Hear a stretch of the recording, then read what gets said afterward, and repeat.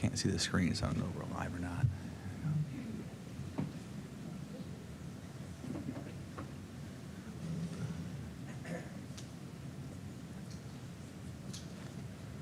All right, here we go.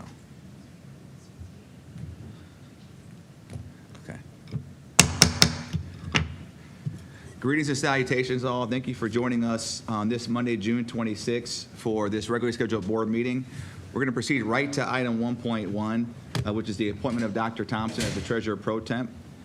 Be it resolved pursuant to Section 3313.23 of the Ohio Revised Code that Dr. Stephen Thompson is hereby appointed as the district's Treasurer Pro Tempore to perform all of the duties and functions of the district's regular interim treasurer during the period of this meeting. Is there a motion? So moved. It's been moved by Ms. Autry. Is there a second? Second. It's been seconded by Mr. Alexander. Is any discussion? Mr. Perry, are you okay giving up this this responsibility? It's tough to give it up, but he can do it. It's okay. All right. Hearing and seeing none, roll call, please, Dr. Thompson. Mr. Alexander. Yes. Ms. Autry. Yes. Dr. Hall. Aye. Ms. Jackson. Aye. Mr. Perry. Yes. Mrs. McKittrick. Absent. Dr. Molinar. Yes. Vote carries 6-0, 1 absent. Roger that. So we'll move next to item 1.2, the Pledge of Allegiance. Please stand for the pledge if you're able.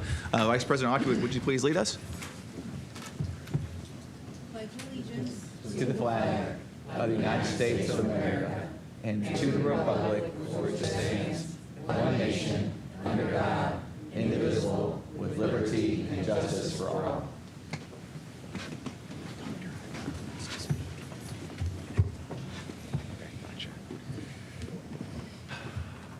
All right, next we'll move to item 1.3, that is Community School Reflections. We don't have a student board member with us tonight, so we'll move on to board members. Does anyone have any school reflections? Dr. Molnar. So I had the pleasure last week of visiting 2 of our summer camps. I visited Safety Town, and it was a great example of a community school partnership also because in some cities, apparently Safety Town is something that is run by the city. But here, APS and Fairlawn West UCC, we combine and we host Safety Town. So at Essex last week, we had Safety Town, and the Akron Police Department, Akron Fire Department, Metro Bus, Akron Children's was involved, and I got a lot of useful information, even for myself. I have a whole list here of poisonous plants that might be springing up in my neighborhood that I did not know about. So very useful. And then also GASP, which was something that I was not familiar with, the Guardians Advocating for Child Safety and Protection. They gave out a lot of online safety tips and child identification tools. So it was great. The whole week wrapped up with a performance with Art Sparks. And they had a video that they played. So thanks to John Gossett and Pastor Debbie Reinsmith and the volunteers, Susan, Christina, Maddie, Marissa, there were a bunch of volunteers. And there's another week of Safety Town starting tomorrow. So sign-ups for Essex tomorrow. And also, I visited Akron Inner City Soccer Club. And they have year-round after-school soccer for kids 5 to 18, boys and girls. But Akron Inner City Soccer Club started in 1999, and right now it's a free 4-week camp, and all of the coaches are volunteers, and some of the volunteers are parents, community members, even teenagers, and they will record by the end of the 4 weeks 225 volunteer hours. And so the 4-week camp last week was at Hardesty. This week, starting today, although probably not because of the lightning, but starting tomorrow, Mason Park, and then week 3 will be at our Jennings CLC. And there on Thursdays, Akron Public Library comes and does a read aloud all the kids get to leave with a free book. And these aren't just like old used library books. Like I saw like brand new Pete the Cats, like good books to the kids. And on Fridays, I was there Thursday and Friday, the kids get free t-shirt, soccer ball, but most importantly, in my opinion, they also get a whole meal, sandwich, chips, milk, juice, like fruit and vegetable. So they have 134 kids that are signed up, but that's 330 meals just in the first week. But any kid can still sign up. Any kid can show up. It's free. So I even saw kids it was at Hardesty, so there were kids playing on the playground, and they walked over and went, "What's this?" And they said, "Soccer, throw on a jersey, play." So I hope we get more at Jennings. Thank you, Dr. Monar. I know that there is a Pete the Cat book where he's playing soccer. I have it. I've read it to my kids multiple times, so great book. So get that Pete the Cat book if you can. Other reflections? Ms. Autry. Thank you, Mr. President. And I just wanted to piggyback on your comments, Dr. Molnar.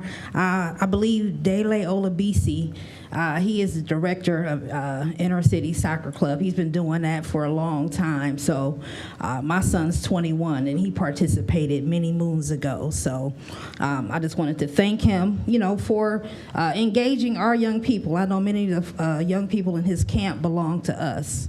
And so also, since we last met, I was able to I guess more than participate, because I'm actually one of the co-chairs of the West Akron Parade, and that's one of West Akron's longest traditions. I think it's been around for over 50 some odd years. The Buchtel PTA has actually been the sponsor since 2017.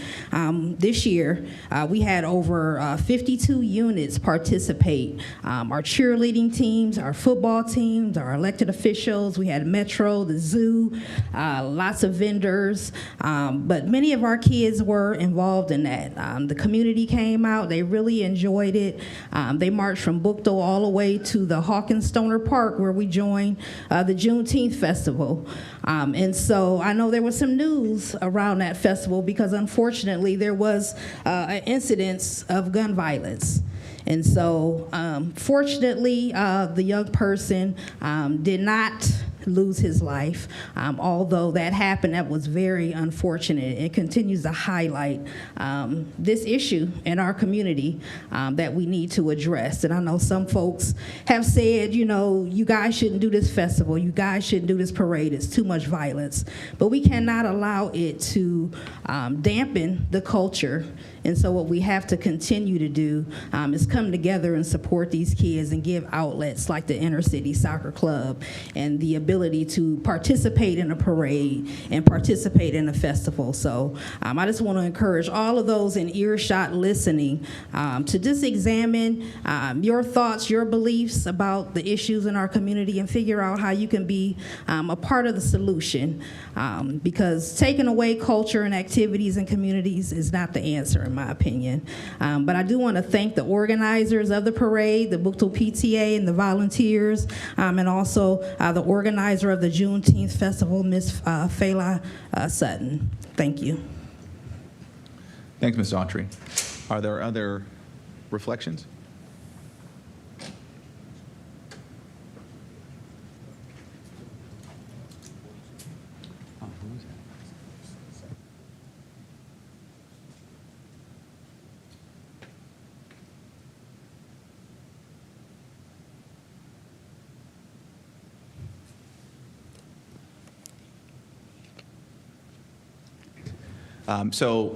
What Mr. Alexander was just sharing with me is that we have a special guest in the audience. We have the president-elect for the Ohio School Board Association, Ms. Sally Green, is with us tonight. Sally, would you please stand, be recognized? Thank you for joining us tonight.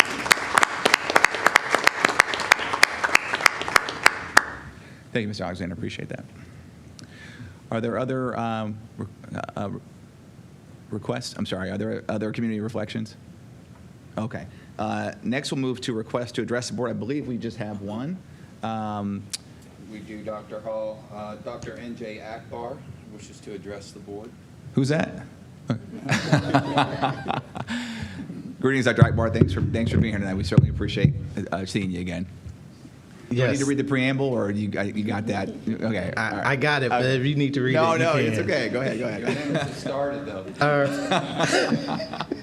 All right. Well, thank you very much, everyone. It's good to be here and see you. And also welcome, Dr. Molar, and welcome to the board. And thank you for just jumping right in. Those of you who know me know that I have been really still engaged. I've been watching every meeting, even though I haven't been here. And you may think that that's not appetizing, but it is. I appreciate all the work that you've done and you do. And just thank you for your hard work and just being deliberative. I really want to come to talk to you about the LTOP.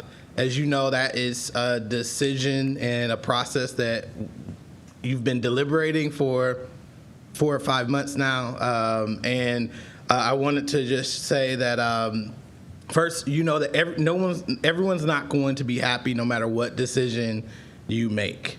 But I'm here to just convince you or urge you on behalf of those of us in the community who thank you for just being deliberative in your process, but to also ask that you make a decision soon.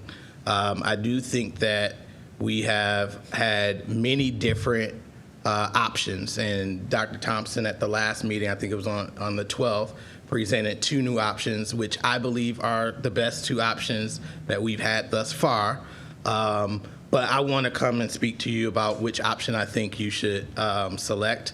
Obviously, you have all the rights and power to make the best decision you believe you have.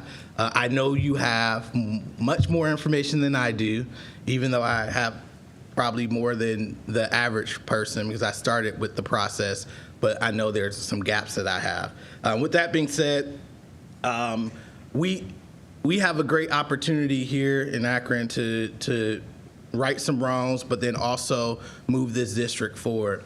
And I do believe that you will make the right decision. I also think that the clock is really running out on making the decision, and I know you want to be deliberative, which you have been. But I think that again, you can't appease everyone, so you need to make a decision. After watching Dr. Thompson's presentation, I believe that this district, considering a few things that I'll share, should move forward with the North Plan and prioritizing North first. And the reason why I say that is because I think that plan overlays equity, the principles of equity, and it centers our most marginalized community and those with the least power and advocacy in the decision making, as well as repairing harms. That community too was promised a school when the schools were rebuilt, and they didn't get one. They are also the district the population in our district which is growing and is continuing to grow and also use our schools. And so those students are coming to APS. And so the need is increasingly there. The other thing that I think as we think about prioritizing North first, it also gives us an opportunity to galvanize the support we have for Miller South and the Kenmore community, both of which would bring a much broader base in the community to advocate for a levy, permanent improvement levy that could pass and would serve the needs of both the rebuild of North as well as putting a building in Kenmore. So I don't think that plan says we're saying forget Kenmore. I think it's saying that it's an and that we're able to hopefully solve for 2 big challenges that the district has before it. And the last thing I'll say is I think that also there is the plan that adds a structure that takes away some of the football field for STEM. I appreciate Mr. Alexander's point at the last meeting around how that will take away some. And could the district do the plan without adding that part to it? I do think that that's something to consider as well, and that financial impact. So the last thing I'll say is thank you for giving me this time to speak. I do appreciate all the work that you're doing and that you have done, and I don't think that this community should take that lightly. that no one's going to be happy, and I might be one of those people not happy. So I might come back and share with you why I'm not happy, but I think I don't envy the position that you're in because it will have long-lasting impact. So thank you for being deliberative. Thank you. Thanks, Dr. Akbar. Okay, next we'll move to item 2.1, recognitions. This is a very important part of our meeting tonight as we're recognizing a distinguished employee emeritus. Madam Superintendent. Thank you. Each year, the Akron Board of Education expresses its appreciation to all career educators retiring from active service. Distinguished Emeritus certificates are awarded to those educators who have completed a minimum of 30 years employment in the field of education, with at least 25 of them in the Akron Public Schools. Certificates of appreciation are awarded to all other retirees, regardless of years of service, honoring their contributions to the development of youngsters in the school system. The Akron Board of Education presents the Distinguished Employee Emeritus Certificate to the retiree with the most years of full-time service in each of the following categories: elementary school teacher, middle school teacher, high school teacher, special education, central office administrator, field administrator, office support, educational assistant, custodian, foreman, maintenance buildings and grounds, child nutrition, and transportation. At the board meeting of Monday, June 26, 2023, Distinguished Employee Emeritus Certificates will be presented. And the first certificate we would like to... We're going to... Sorry, folks. There were two people that we left off the request to address the board. So we're gonna pause there. So you have to be in suspense for just 5 more minutes as to who those people are in each of those respective categories. My apologies. Can we have Nathan Cohen please step to the microphone? And again, my apologies.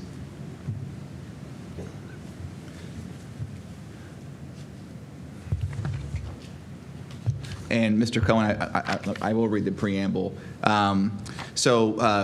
With regard to request to address the board, participants will not be permitted to speak on matters related to vendors, business matters, formal complaints, grievances, specific student or student records, personnel matters, and potential or pending legal matters. Please keep your comments to 3 minutes or less. The board will not respond, but will assign through the superintendent the appropriate person for follow-up. Thank you. Well, you already know my name, so I can skip that part. I've been teaching English at the STEM high school for 11 years now, so I'm going to do my best to keep this short. Because of our independence and size, the program isn't like other high schools in this district. Coexistence within an established building would be detrimental to our students, our staff, and the building that we potentially move to. At the STEM high school, we work with a unique cross-section of Akron scholars. Our student body is selected by lottery, no matter their grades, no matter their behavior, no matter their cluster. If they sign up, they have a chance to be exposed to honors level coursework, community partners who have had almost a decade-long relationship with our staff, and the convenience of the University of Akron for their College Credit Plus programming. Kids from all over the district and outside it too must come to our building to get an education from us. And I don't think that you appreciate the implications of that statement. Because they must come to our building, it means that kids can leave some of their baggage behind so that they can focus on their education. Our staff has a chance to support students by building relationships to help them flourish. And it works. Quantifiably, what we do works. Behind early college, we have the top OST scores in the district.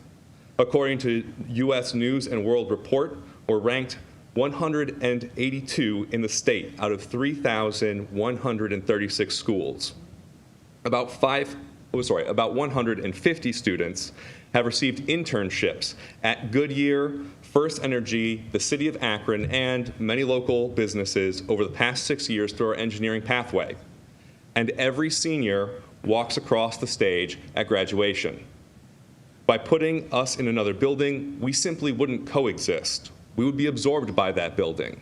And again, I don't think you appreciate the implications of that statement.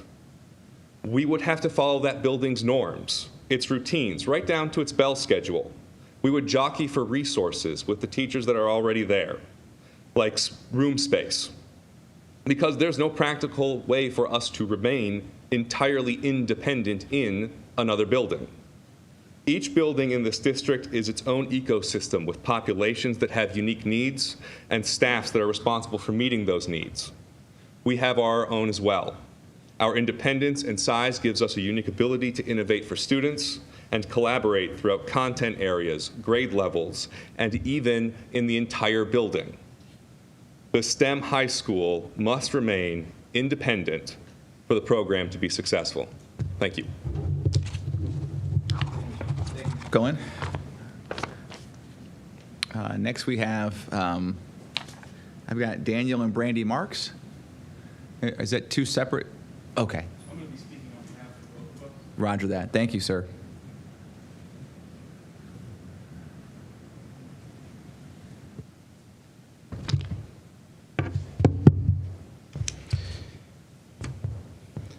We live in Cuyahoga Falls, and we have two children, one in the STEM program since the 5th grade, and another who graduated from Cuyahoga Falls High School.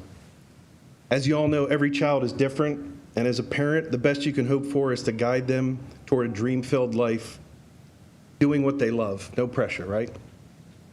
Our daughter did great in the Falls, but we knew a long time ago it was not a right choice for our son. We sought out the STEM program initially because it aligned with his passion for robotics. We had no idea we would be repeatedly blown away by the care of the faculty and staff, the innovative program, the striking school culture, and the enormous grace of the other students. Our son is special needs, and we weren't even sure he would be able to get through the program. However, by partnering with the STEM team, accommodations have allowed him to thrive. His peer group has been so welcoming, no bullying of any kind, instead recognizing his issues and helping him in countless ways. He's happy at STEM and safe, and we don't worry about him like we would in other schools, including our own home district. We understand you have complex decisions to make, and this is a difficult ask of anyone. But for a moment, set aside concerns with budgets, deadlines, and the how can we make this work ideas, and think instead about who was most directly affected, the students. The students who go through this program will become our next engineers, chemists, programs, accountants, and so on. These changes will be tough any way you look at it, especially for our child who does poorly with change. But some of the proposals have us beyond worried. Collapsing this extra bright group of students who, from everything we have seen, actually want to be there into some other school throws into question the quality of education, safety, culture, and for someone like our son, the learning environment. Integration of STEM high school into another school means more than just staffing and location changes. It also means need assessment changes, and let's be honest, mental health concerns. All that aside, there is another way to look at this, and that is of an opportunity. From the perspective of a parent to a child in the APS STEM program, as well as a child not in the program, we are uniquely positioned to speak to the simplest of facts. They are not the same and should not be treated as such. When you have something that is unique, it is imperative you recognize it, embrace it, celebrate it, and defend it. It is okay to tout it for what it is, a feather in APS's cap. The STEM high school and the program deserves this. We urge you to keep students front and center. Someone once said, being unique is better than being perfect. We urge you to embrace unique, to use opportunity as your key driver, and to continue to give the students of this celebrated program what they deserve, not just any location, but one where they can continue to transform to greatness. Thank you. Thank you, Mr. Marks. Appreciate it. So that concludes item 1.4, request to address the board. We appreciate those of you who took the time to come out and speak to us tonight. And now we're going to move back to item 2.1. And apologies for keeping you all in suspense. You're probably wondering, who are these people? All right. Madam Superintendent. So our first recipient is Carla Schurtz. Carla, could you please come up and join us at the microphone?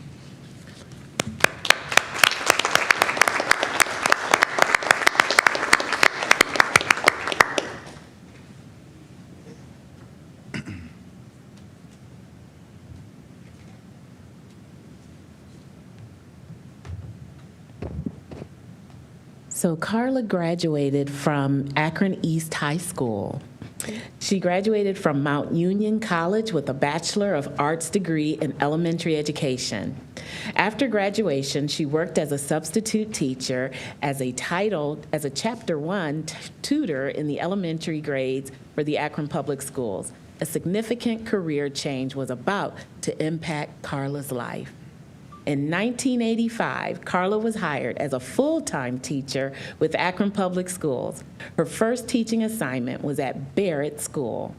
After 2 years at Barrett Elementary, she moved to David Hill Elementary and then to Hotchkiss Elementary. In 1992, she went to Cyberling Elementary, where she would spend the next 19 years teaching 5th grade and then 3rd grade. She would change schools one more time. She transferred to Windermere Elementary, where she finished her career as a 5th grade teacher. Principals were very consistent in their praise of Carla.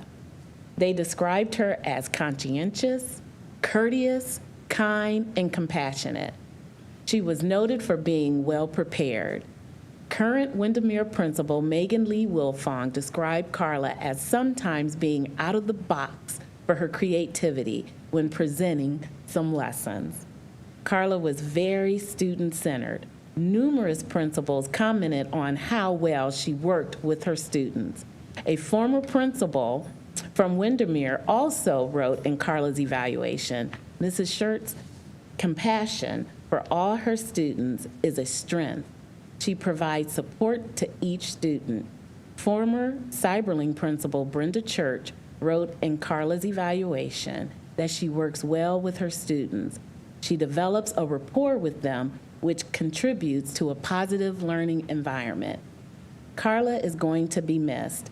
Principal Megan Lee Wilfong described Carla as being a dedicated and loyal employee. Akron Public Schools want to thank you for your dedicated service to all the children and teachers you worked with over the years. Congratulations, Carla. Thank you so much.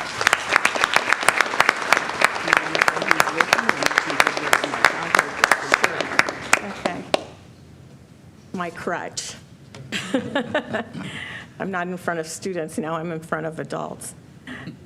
Education wasn't a career path that I found so much as it found me. I knew from a very early age that I loved working with kids. Teaching was a natural fit that afforded me an opportunity to nurture children, help them discover their talents, and encourage them to pursue their passions. I can't tell you what an honor it has been to work with so many fabulous students over the last 40 years and how grateful I am to have played a small role in shaping their lives. I just hope that I've taught them anywhere near as much as they have taught me. I am thankful that working for Akron Public Schools allowed me to live out my dream of working with students, but I'm equally thankful for the lasting relationships I've made along the way while teaching at Windermere and at Cyberling prior to that. I've been honored to work alongside many dedicating and caring educators, administrators, and other staff members. In many ways, Akron Public Schools has been at the center of my life for a long time, and it's a little sad to let it go after all these years. Again, thank you for hiring me, educating all my children and myself.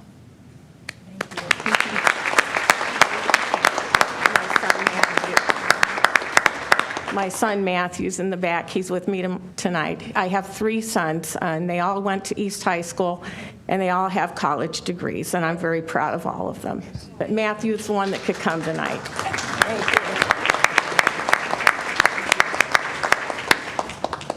you. Did we get a picture? Did Mark? Yes, thank you, Carla. Okay, Mark got a picture. Okay. And then next, who's next? Lisa Heinel. Lisa Heinel, representing middle school teachers, is next. You can read it at your seat, Dr. Molnar. Yep, she's not here.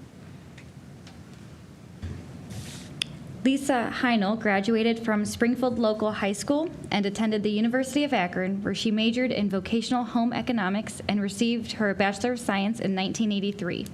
She completed her student teaching at Green Middle School. Lisa was appointed to become a member of the Goodyear Middle School staff in August of 1983. She received the first letter of many written throughout her career from the Director of Secondary Education, congratulating her on her first year, including commenting on her excellent planning skills and describing her as an outstanding first-year teacher. Lisa worked at Goodyear Middle School and Higher Middle School. Principals on more than one occasion commented that she was an asset to the school and the community. Along with earning the rating of accomplished on the Ohio Teacher Evaluation System, she was also rated as most effective in the area concerning student growth. Comments from her evaluations include always professional, high expectations for her students and they meet them, along with classroom management and organizational skills seem to be a strength. An outstanding teacher who is a role model for her colleagues and whose enthusiasm for education is contagious was a comment written on her professional teaching evaluation by her principal. This appraisal is one that not only reflects what was happening at the time during the observation for which it was written, but also mirrors the accolades given to Lisa throughout her years of teaching. Lisa participated as a guest speaker at a student teaching seminar at the University of Akron. Afterwards, the professor, Dr. Virginia Fleming, wrote a letter to be placed in her file, stating, "I continue to be impressed with Mrs. Heinel both as a teacher and a cooperating teacher working with student teachers. I commend this young woman's professionalism and her many contributions to help others become better, practicing home economists in our profession." We would like to applaud Lisa on an outstanding career. Your service and dedication to the Akron Public Schools benefited not only the students and your colleagues, but also aspiring future teachers as well. Thank you for your career-long commitment to academic excellence, growth, and success.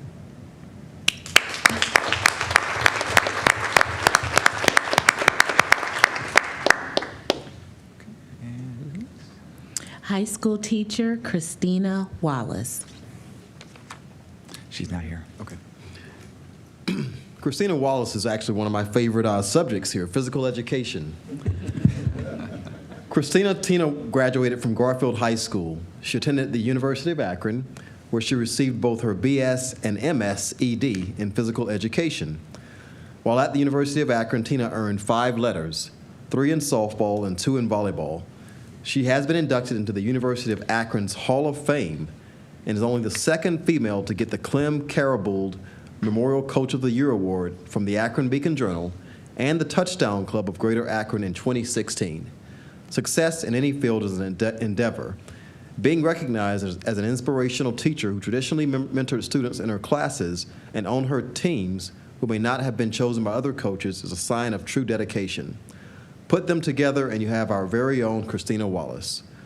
Christina began teaching at Ellen High School in 1985. Students are well trained in class procedures. You are definitely an asset to Ellen. Thank you for a good year and what you do outside the classroom are a few of the accolades Christina received during principal's evaluations. Along with earning the rating of accomplished on the Ohio Teacher Evaluation System, she has been highly acclaimed for her work with adapted physical education. Connie Hardy said her work with special education students was exceptional. Michelle Marcus Kearns mirrored that thought and added how dedicated Christina is to helping all students succeed, as well as being committed to the Ellet community. While at Ellet, Christina served as head volleyball coach for 35 years. She recorded 500-plus wins during her career. Ellet won 17 league titles, and Coach Wallace garnered 8 Coach of the Year awards. In her 35 years as basketball coach, she amassed over 300 wins. Her teams won 4 regular season championships and 1 playoff championship, and she was selected as Coach of the Year 4 different times. She also served as girls track coach. We offer a heartfelt congratulations to Christina Tina Wallace for a job well done, and a tremendous thank you for your service and dedication to the students at Ellet Community Learning Center. Your commitment to excellence in teaching and sports, as well as your nurturing support for Ellet students and community, is commendable. Congratulations, Christina.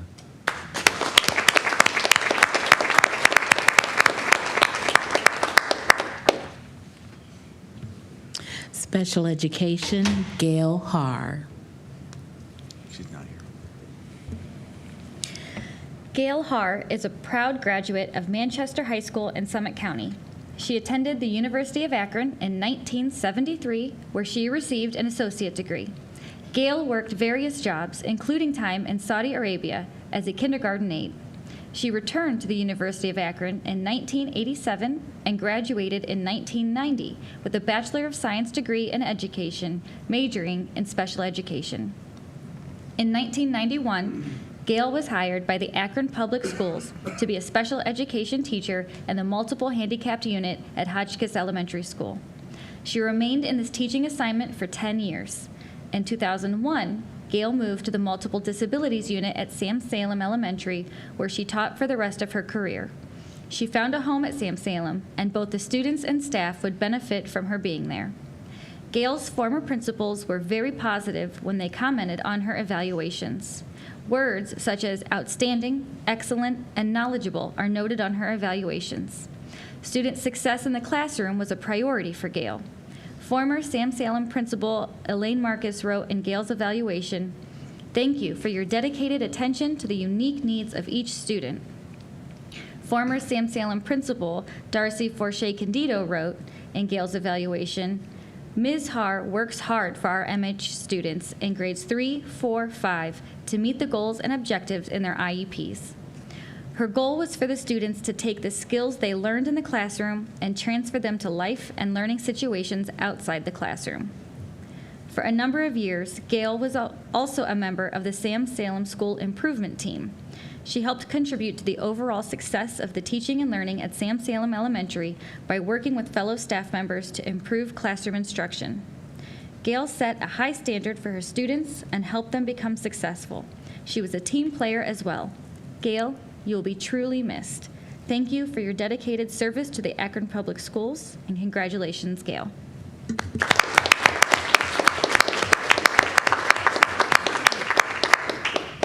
I would like to point out that Mrs. Schertz is retiring with 38 years of service to Akron Public Schools. Ms. Heinel dedicated 40 years of service to APS. Ms. Wallace, 38 years. Ms. Haar, 32 years. And our next administrator is not present, but we would be remiss if we did not mention who she is, retiring with 52 years of service, dedicated service to Akron Public Schools as a field administrator, Philomena Vincenti.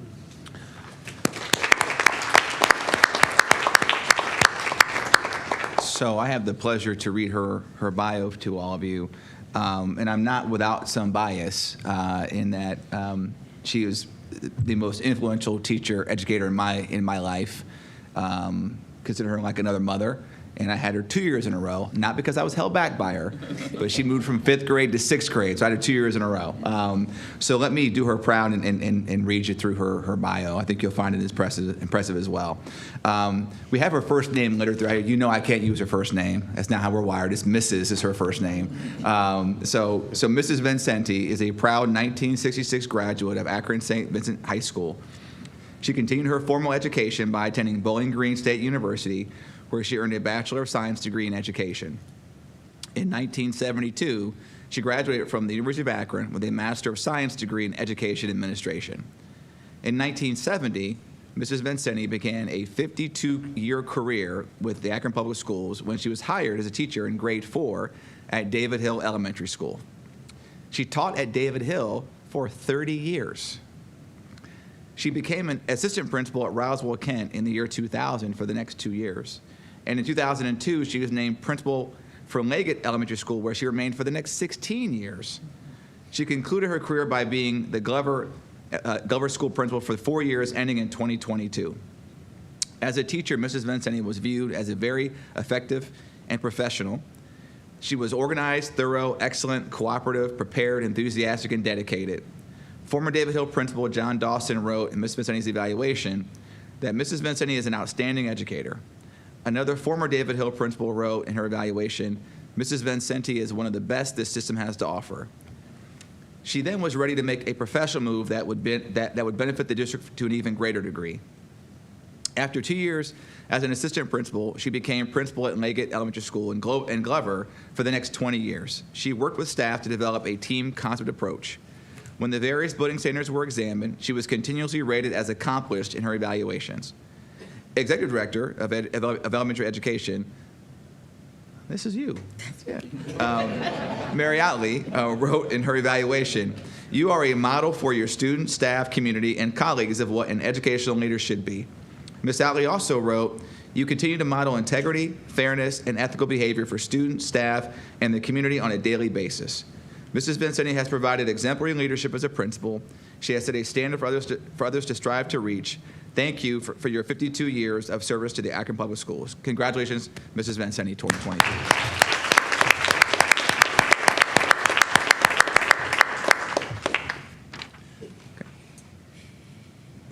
Not present this evening is Marcia Eastman, representing Office Support, and she dedicated 43 years to Akron Public Schools. Marcia Eastman is a proud graduate of the Akron Garfield High School. At Garfield, she completed a 2-year course in vocational business graphics.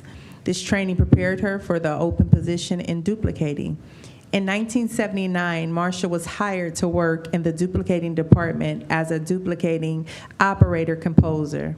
She has remained in this assignment since she was hired. Marcia's supervisors have noted how her knowledge of printing has helped the department.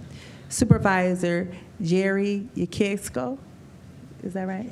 Yacheko, thank you so much. Yacheko noted in Marcia's evaluation in 1993, Marcia's knowledge of typesetting, pre-press applications, and willingness to assist in all areas have ensured shop continuity. She is a self-motivator. She worked hard to update and teach herself about the changes in printing over the years. She incorporated payroll processing into her responsibilities in 2012. Again, she worked hard to expand her knowledge of the printing process to assist the department. Supervisors and coworkers have noted many of Marcia's positive work characteristics. They comment on how she was very flexible and willing to adjust to changes. She was most receptive to the changes in printing due to the impact of technology. She was known for her attention to detail. Marcia was willing to help in other areas of the print shop when needed as well. Marcia's contributions to the department will be missed. She will be especially missed by her friend, Kim Smith, who worked with her for 20 years. Kim said she cried when Marcia left. Marcia will now dedicate the majority of her time to her children and grandchildren. She will also have more time to enjoy Gert, her pet turtle. She loves her turtle. Thank you, Marcia, for your dedicated service to the printing department and the Akron Public Schools. Congratulations, Marcia.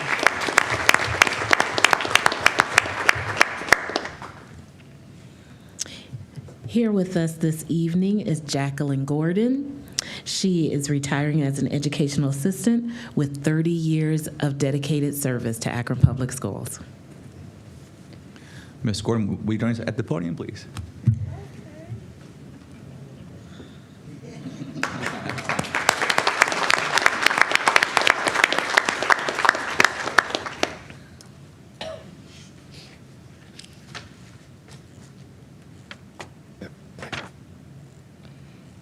Jacqueline Gordon attended Garfield and North High School during her high school years, but she is a proud graduate of North High School. She also took classes at Akron Urban League in the asset program and graduating with accounting and office skills. Prior to joining Akron Schools, Jacqueline worked at Akron Summit County Action Agency. She also ran the summer lunch program at Joy Park. She was about to make a change that she would impact the lives of young people in Akron Public Schools. In 1990, she was hired as an educational assistant, working as the substitute orthopedic assistant with the Akron Public Schools. Her first assignments were Kenmore Annex and Barrett School. In 1993, she became the educational assistant in the orthopedic impairment unit at Reedinger Middle School. She also was the track coach at Reedinger for 11 years. From Reedinger, she moved to David Hill Elementary and Voris Elementary Schools, serving as the educational assistant for the orthopedic impaired and multiple handicapped children. Voris principal Ron McCullough said it best when he wrote in Jacqueline's evaluation, Ms. Gordon is a total Vorce team player. Little did she know she was about to find a home she loved where she would stay for the rest of her career. Jacqueline moved to the early learning program at Stewart in 2010. She worked in a variety of classrooms that included students with significant needs, including hearing impaired issues, as well as multiple handicap needs. Not only was she an asset in the classroom, she contributed to overall positive school environment. She painted mural posters of students on canvases that are displayed on the walls. Principal Pat Cronin noted in Jacqueline's evaluation, Jacqueline is always ready to help and has done very many tasks outside of her work hours to make materials for the teachers and parents. She does an excellent job in the classroom with the students and with her team. Thank you for the dedicated service to Akron Public Schools. Your impact on students and teachers is very much appreciated. Congratulations, Jacqueline.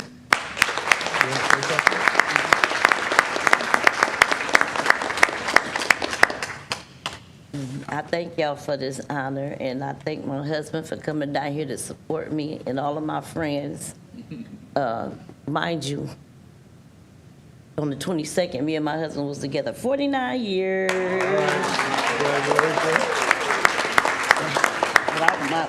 I'm so lucky. My PTA, Lord Jesus, my union president, she's here with her daughter Krista, and Long, my co-workers, my best friend, Mother Huggins from my church, my brother. Okay, y'all, it's me. Yes, that's just my Mimi. I just love my Mimi. And Catrell, my little police officer. I'm so proud of him. And I'm lucky to be among people that I knew, like Vincenti. I loved her so much. They was the one, her and Miss Shaw was at David Hill when I had my baby. That's my baby back there with they gave me a baby shower. And yeah, I know. You can ding me out. Go. But at Vincenti, Derek Hall, doctor. No, Derek is just fine. But he went to school with my son. When I was the PTA president, she was a teacher. He went to our school, and to see you here now is amazing.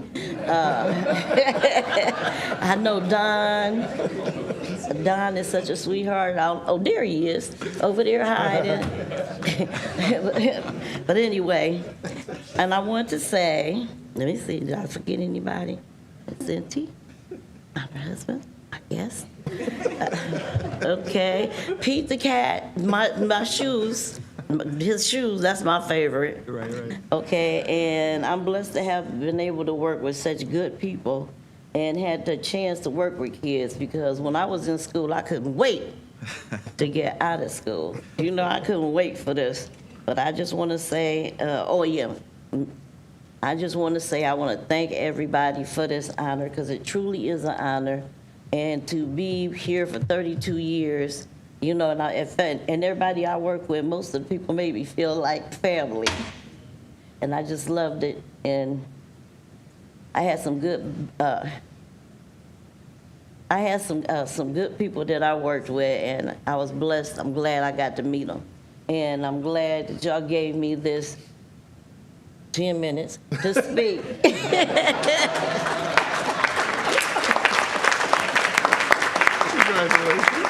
Oh, by the way, my mother works for the Board of Education. She'll be 101 in October the 6th. She worked with George Miller. Oh, yes. And Phyllis. Yes. Yeah, that's my mom. Okay. Elder Arnold. Oh, yes. Thank you.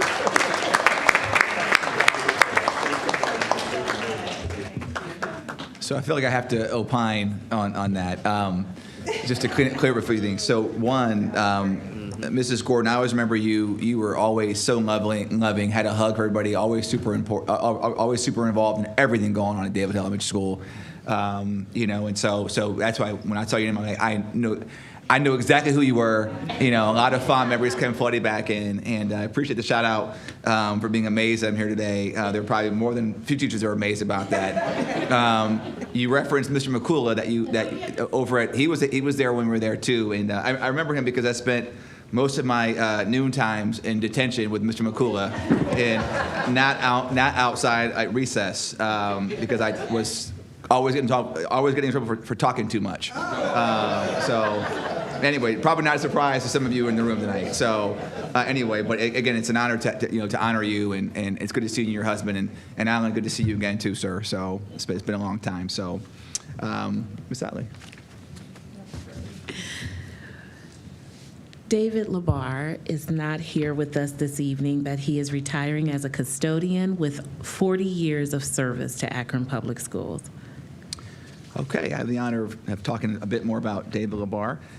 So after graduating from Akron East High School, we have a lot of East High School grads here tonight, David became a member of the Akron Public Schools as a custodial worker in 1983. David worked in a number of buildings. He was initially assigned to Fairlawn Elementary School. From Fairlawn Elementary School, he transferred to Bookdale High School. In 1995, David became the head custodian at David Hill Elementary School. He remained a head custodian when he moved to Harris, Resnick, and Voris. He worked in buildings and grounds from 2017 until 2019, and his last school assignment was at CLC. He will retire as an itinerant head custodian. He worked toward building a positive working environment in his buildings.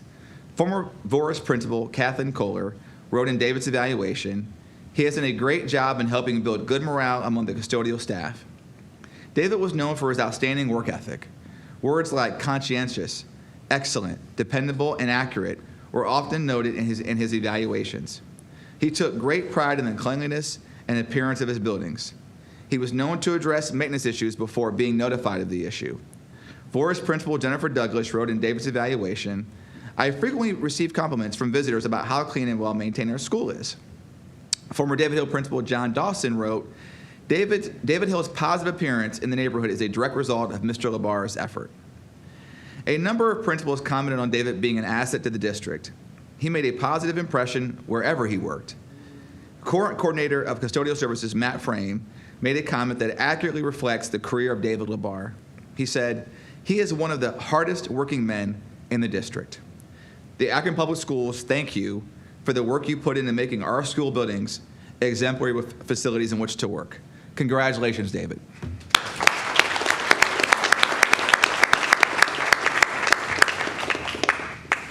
And our final Distinguished Employee Emeritus recipient, who is here with us this evening, is John Donston, a foreman dedicating 39 years to Akron Public Schools.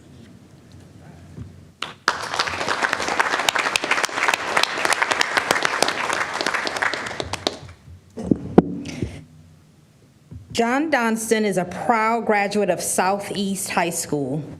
After high school, John served his country in the U.S. Air Force and received an honorable discharge.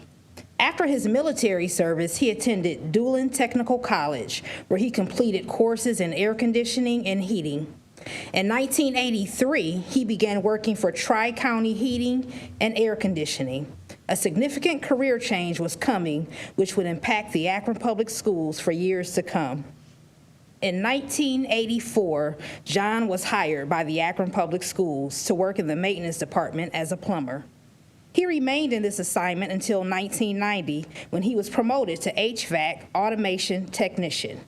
In October of 2015, John was selected to be the HVAC foreman. He remained in this assignment until his retirement. Throughout his career, John was noted for his initiative and desire to learn the operations of the heating and cooling systems of the district. Supervisor Jim Wiley wrote in John's evaluation, "Mr. Donston is a key person to this office. His knowledge, skills, attitude, and initiative are excellent." Supervisor Rob Boxler wrote in John's evaluation, "John has continued to increase his knowledge of software applications and programming to a large extent through study on his own time to take a lead role in the department's utility software management." Rob Boxler also wrote in another evaluation for John, the quality of John's work is consistent and is always geared towards long-term solutions. As changes came to the HVAC systems, John took the initiative to learn and understand the changes as they related to the district. John became extremely skilled and knowledgeable in all areas of building level heating and cooling systems. He was the person often responsible for keeping the buildings open numerous times when they would have closed due to mechanical failures. John Dotson was viewed as an exemplary employee. He will be missed. Thank you for your dedicated work with the Akron Public Schools.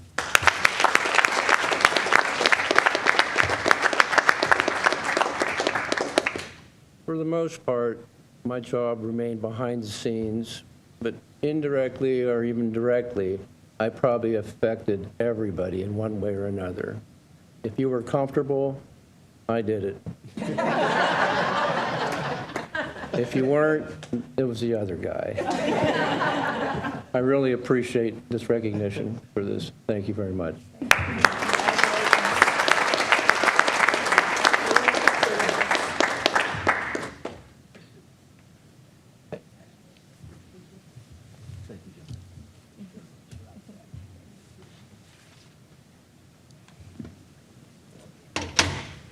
Okay.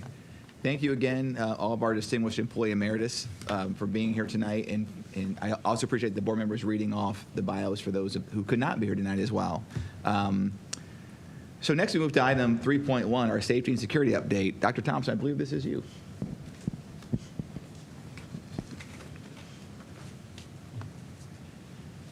Can you hear? Does this work?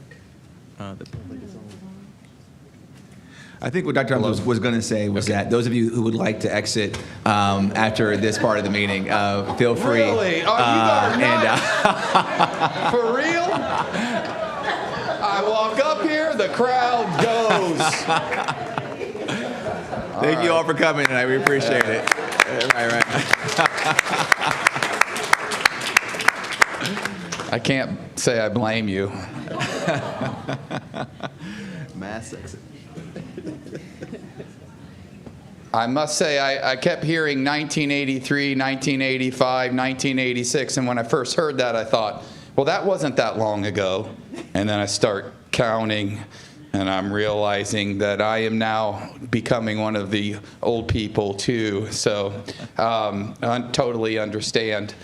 So I'd like to bring up Pat Shipe. Pat Shipe, as I think you all know, she's the AEA president of the Teachers Union, and Don Zessiger. He is the director of safety and security here in the district.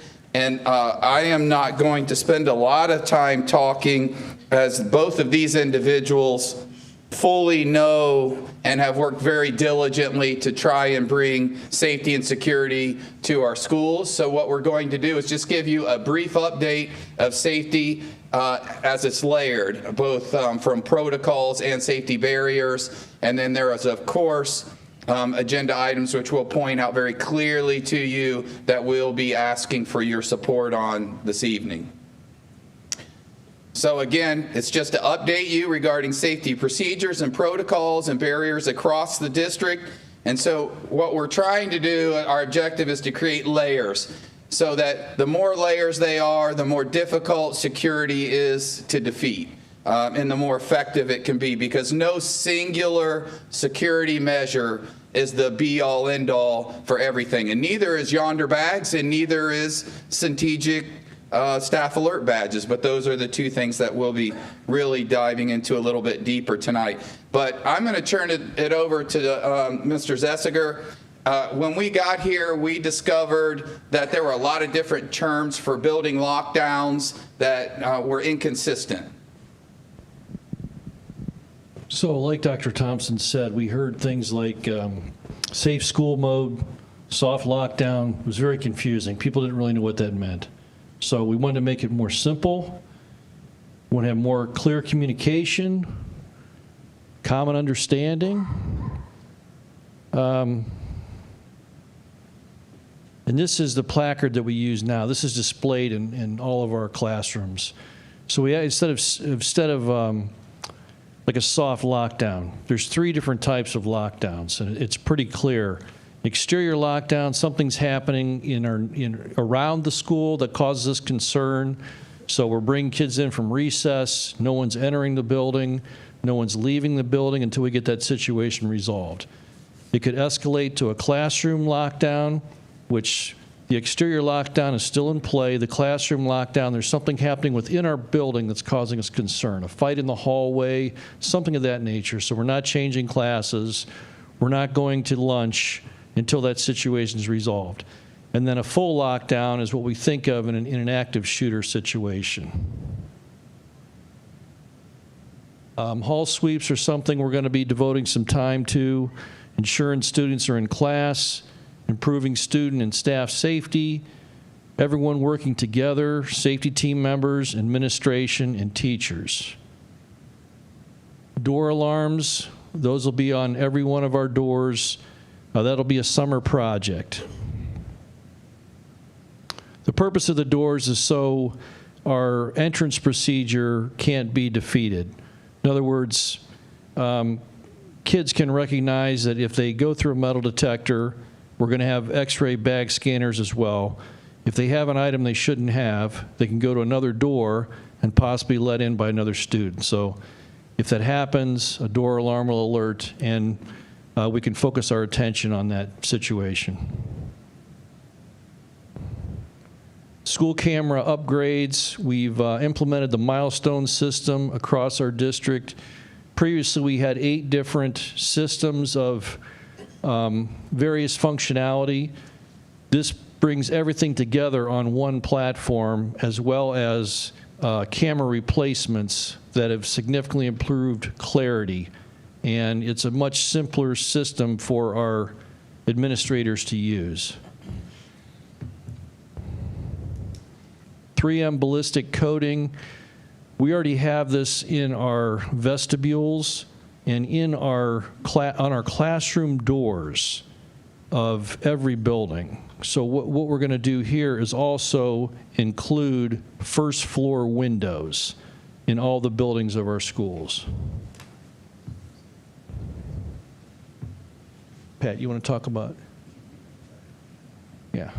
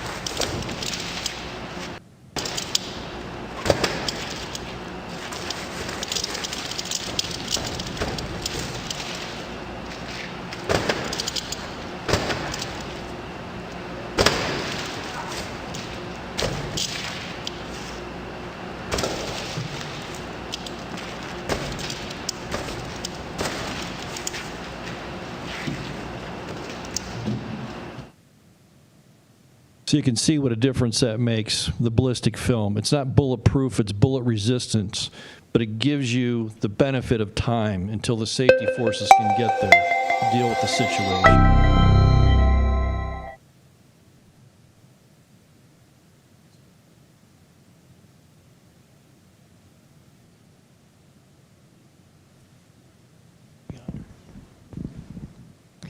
So as most of you know, that we did implement yonder pouches for cell phone bags in 4 different secondary buildings this year. And also followed that up with surveys to both staff, parents, and we have some student reactions. So the staff survey responses. We got responses from the listed schools, which were piloting this: Bookdale CLC Middle School, Bookdale High School, East Middle and East High School, and Ellett High School. Some of the questions that the survey asked the staff: students are more productive when their phone is in a yonder pouch. And the response was it was almost 100%, about 96% of teachers either strongly agreed or agreed that our students are, in fact, more productive when their phone is in a yonder pouch. Additionally, question was: the implementation of the Yonder program has reduced student distractions, resulting in increased student learning opportunities. And again, there was an overwhelming response that either almost 91% either strongly agreed or agreed that it has reduced student distractions. I think some of the other questions will only support that even more. The next question was: the implementation of Yonder program has reduced the number of classroom disruptions. If you remember, on the last number of the years, we were seeing an alarming increase in classroom and building distractions. The reduced number of classroom distractions, again, was approximately 90%. Of our teachers did notice a reduced number of classroom distractions. Now that the School Yonder program has been implemented for 6 weeks, so this was after the start of the program, do you feel the school should continue with the Yonder pouches? And overwhelmingly, teachers do believe that it has been incredibly beneficial and that we should continue with that program. Parent survey responses. So the school's location in which parents responded were Ellett, East, and Ellett East and East Middle School. Cell phone use during school is necessary to support student learning and engagement. Of the number of parents that responded, 53% said that yes, cell phone use, 46.9% said yes, 53% said no, that cell phone use during school is not necessary. Do you believe there are negative consequences to mobile phone use in schools? 77.5% of parents believe there are negative consequences for cell phone use within our buildings. This just breaks it down a little bit more. If yes, indicate below which negative effects do you believe phones cause during the day. Again, the top 3 are distractions and reduced engagement, cyberbullying, and violence within the buildings. And we did see that in the number of years leading up to our piloting this program. Go ahead and read: exposure to inappropriate content, reduced socialization, and increasing anxiety and depression. So overwhelmingly, there were any number of responses as far as the negativity of cell phone usage within our buildings. Students are spending too much time on cell phones. This can have a negative impact on concentration and behavior.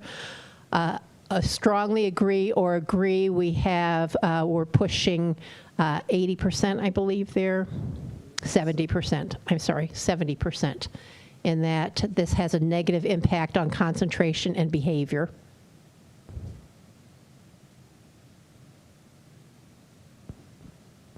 So we also wanted to ensure that we heard the voice of our scholars.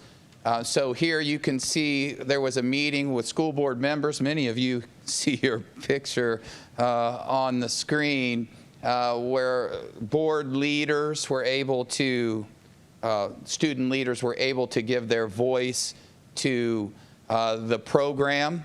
And we'll get into a little bit more of some of the things they said. And then we also conducted a summit where our students were able, once again, to share their voice and their concerns. And we have made some adjustments based on some of the feedback that we've gotten from our scholars. But overarching, go ahead if you could hit that. We heard consistently different reasons why students had some concerns and some things that they found supportive. But one was their ability to contact their family members. That's been kind of consistent on both sides of this discussion. And probably what we heard the most often is why, which I think is a really powerful question really to ask about anything that we do.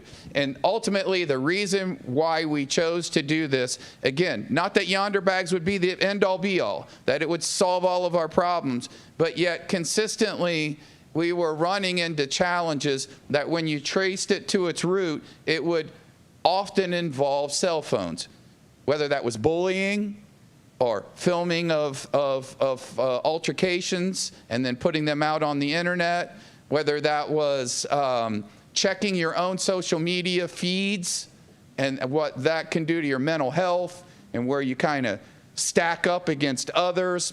And all those things, they still occur.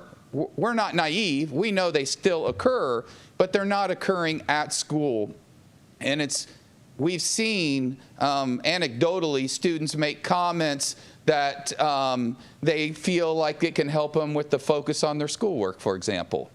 We've heard that. We've heard kids say, I've had students say to me that it's the first time they talked to someone in the cafeteria because they didn't have their phone to go to. May reduce their bullying and their ability to organize or coordinate fighting.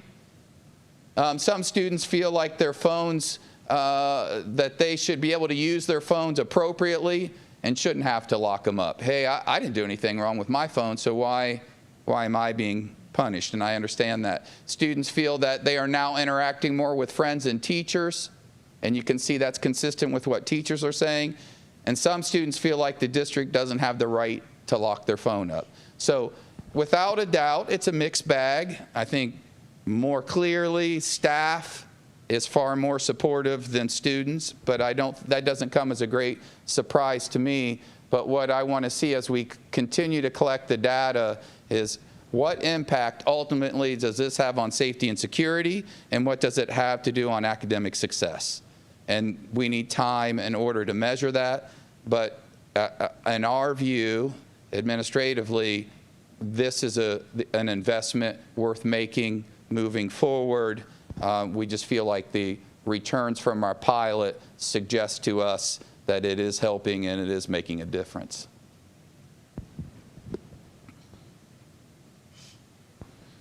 These are some of the exemptions that we came up with in conversations with students and parents and our own administrative team. But field trips, that was a request of students that, hey, you know, we're out on a field trip, we're at Cedar Point, wherever we're going for our field trip, we should be able to use our phones. And we agreed. That makes sense. We've discovered that some of our students that are at university classes need to do two-step verification to get on, to access their phones, to access their computers. And so therefore the phone is beneficial for that. We understood that and we're like, great point. Made some adjustments. And then of course medical cases, and those are case by case. A great example is I'm diabetic, I pull my phone out, I need to check.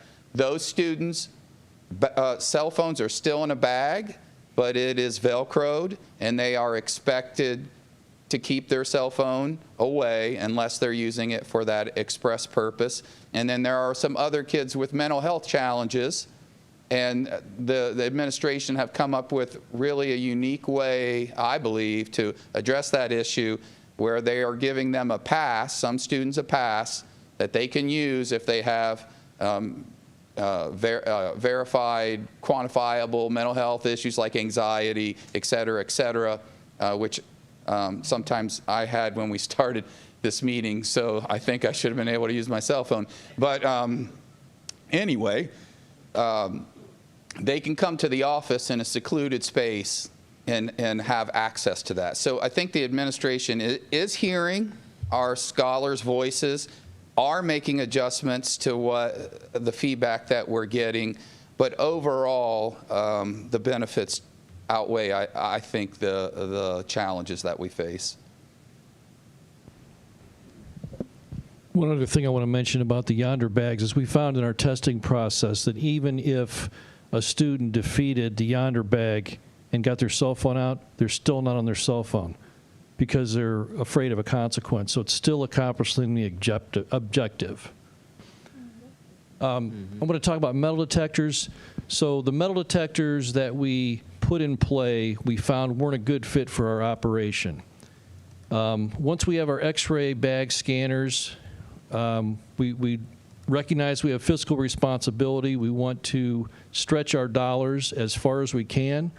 So I met with the CEO, the manufacturer of these metal detectors. He agreed to take them back. So when we have our X-ray bag scanners, we can buy a cheaper model that will accomplish the same objective and get a refund of some of our dollars. It didn't make any sense to have, this is the latest and greatest. We can accomplish the same objective with something cheaper once we have the X-ray bag scanner, because really what we're trying to do is examine that bag and make sure we don't miss edged weapons and things like that. We can do that with these metal detectors, but we get to a point where it's alerting on everything and it's not accomplishing our objective. So that's what the future looks like for us.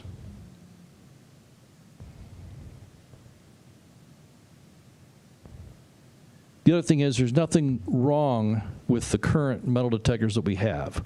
We expect to deploy those to elementary schools and other areas that we knew are going to be a concern to us as well, because we want everyone to enjoy the safety benefits.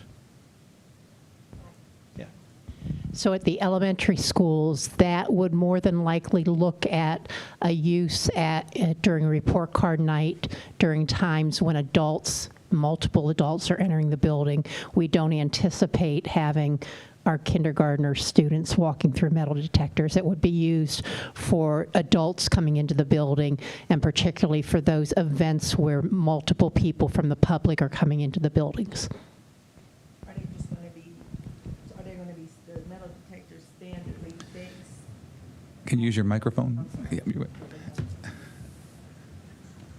Thank you both for that information. Are the metal detectors going to be like standardly fixed at the entryway, or Ms. Shipe, are you saying just on those report card pickout, they'll be rolled out for parents to walk through? I believe that that's going to be building by building, depending on the configuration. I anticipate that most buildings will be rolling them out, or that those buildings will have them available close to the entrance for the visitors during the day, the adult visitors during the day. Maybe Mr. Ziesinger, you can speak a little. Yeah, so they're on wheels, so they're mobile, so we can move them anywhere we need to.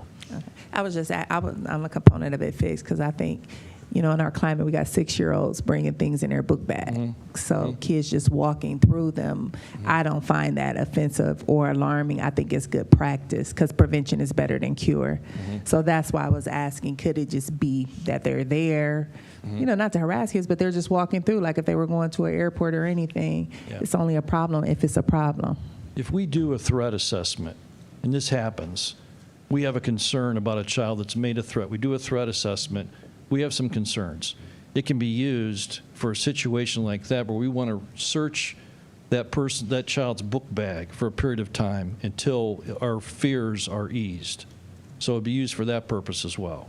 Play this school year so we could refine our process, tweak it, get it to a point we're comfortable with it. I'm hopeful that we'll have them before this next school year. That's certainly the plan. And that will significantly speed up our process without having to hand search every bag, which becomes labor intensive. There'll be some training that will go with that.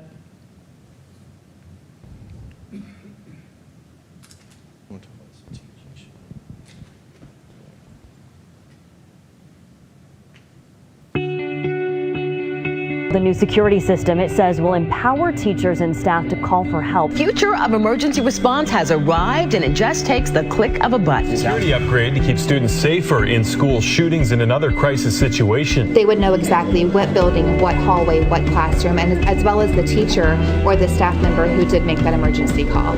Teachers will press a button on the badge to send an alert that there's a problem. If it's a campus-wide alert, lights linked to the system will begin to flash across campus.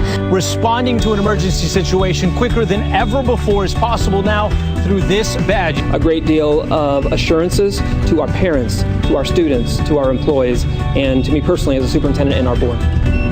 It empowers the teachers to be in control of the safety of their room. A principal at the push of a button. We know where and we know who. That is powerful technology.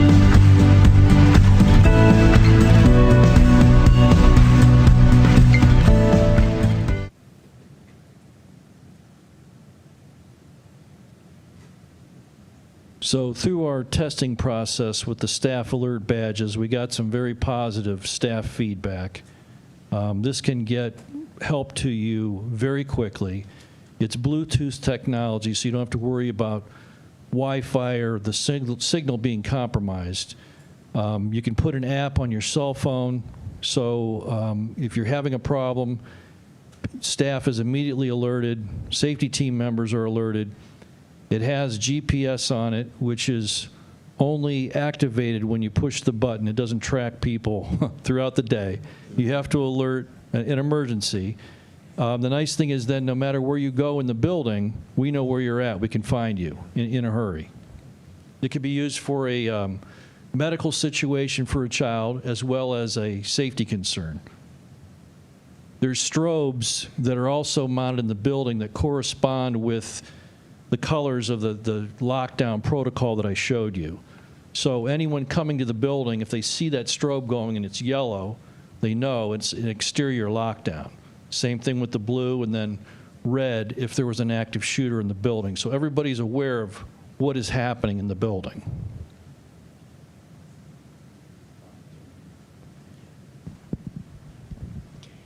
So I think that, I know that the number one concern by staff members and parents and students is communication during those concerning times.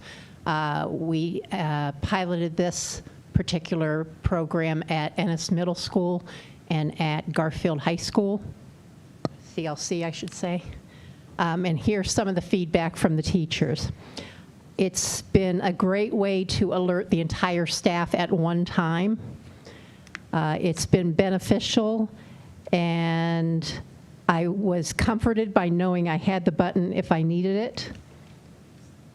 We also had an incident where a student had put her hand into a heat cooling register and pulled her finger out, and it was bleeding, and her hand had been damaged. The teacher said she didn't know if it was extensively bad. She could not see the wound, but she pressed the button on her badge, and they were at the room immediately. She believed that the comfort of knowing that response was that quick. Because of the Bluetooth technology and the GPS, they responded to that student's need and got her the help she needed. One of the overall themes that we're hearing from teachers is overall it makes things much easier than trying to get to a phone and having the phone answered or not answered and getting the help I need at the room level. And also security arrives quickly. It's a very effective system, and overall it's a positive thing. So we were happy with that response. So, of course, with this always comes a cost. These are the two items that you're voting on this evening, or that we're asking you to vote on, are the Strategic Staff Alert Badge. That's the clicker. We often call it the clicker. The second is the Yonder pouches. You can see what schools piloted, where they would be, the proposed where they would be, which is primarily our secondary schools. In fiscal year 24, they did agree to bill us annually over the 3 fiscal years versus all up front, which is typically how it's done. But we wanted to spread it out over our fiscal years to lessen the burden on any singular fiscal year for the cost of this product. The upfront costs are more in strategic because they have to bring in the servers and the strobes and set it all up. And for Yonder, it's bringing their people in, and they do extensive training with our staffs up front. So that's primarily why you see a little bit more on the front end of year 1. You will notice, if you look closely, I Promise is not on here and AAA is not on here. I Promise is not on here because it's a combination of elementary and middle schools with no way to really distinguish in entryways where Yonder bags would be and where Yonder bags wouldn't be. So it's certainly something we can look at further or down the road, but at this point we're not proposing that, and that's the reason why. AAA, because those students are primarily online, they're in and out, and they're not there for an extended period of time, generally speaking. You also see coming, if you'll notice, a lot of our security layers impact our middle schools and high schools and far less our elementary schools. It's not that we're not thinking about our elementary schools. Our elementary schools tell us that one of their greatest concerns are visitors, more so on the visitor side, knowing, is the person that's coming, are they authorized to take a student? Are they not authorized to take the student home? Are there issues with those folks coming in the building? So one of the systems that we currently don't have that we would like to institute is a visitor management system. There are multiple companies that provide this service, and basically what they all do, they're all going off the same system, checking every 15 minutes off that system and updating if someone is a sexual predator or not a sexual predator. It helps us maintain visitor accountability because they're in our system. We know they're in our school, and we know where they are in our school. They'll have an ID badge, prints their name and the location of where they're going. So if we go into lockdown, an incident occurs, we know who's in the building and who's not in the building, when they came in and when they left, which I think is pretty important. It stays on top of custody concerns. The #1 abductor of children is the estranged spouse. #1. So this is interacting with our e-school, so we know who's on the approved list to take students and who is not.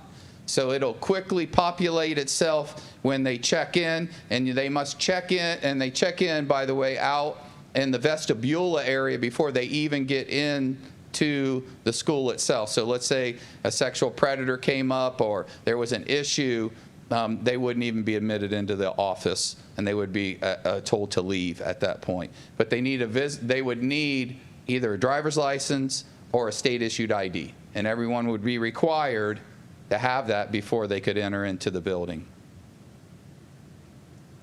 Safety notification, also the system will alert across the building if there's a safety concern, and they can also contact law enforcement with one push of a button through the system. So it gives our elementary schools an element of safety and security. It is not on a board agenda this evening because this is a new system that we're bidding out, and once we go through that process, our intent is to bring this back for your approval, depending on our ability to work a deal that meets our budgetary constraints. But we are putting as much of our efforts to move this forward and get it on an agenda item in July, if at all possible. So I just want you to be a heads up. That is our intent. It customizes their badges, which I think I'd mentioned, and that's an awful lot to throw at you in one night, I know. But are there any questions for our group? And before I say that, I do want to thank the teachers and Pat Shipe's leadership in this as well. This won't work if all of us aren't collectively together. Hall sweeps won't work if teachers aren't engaged.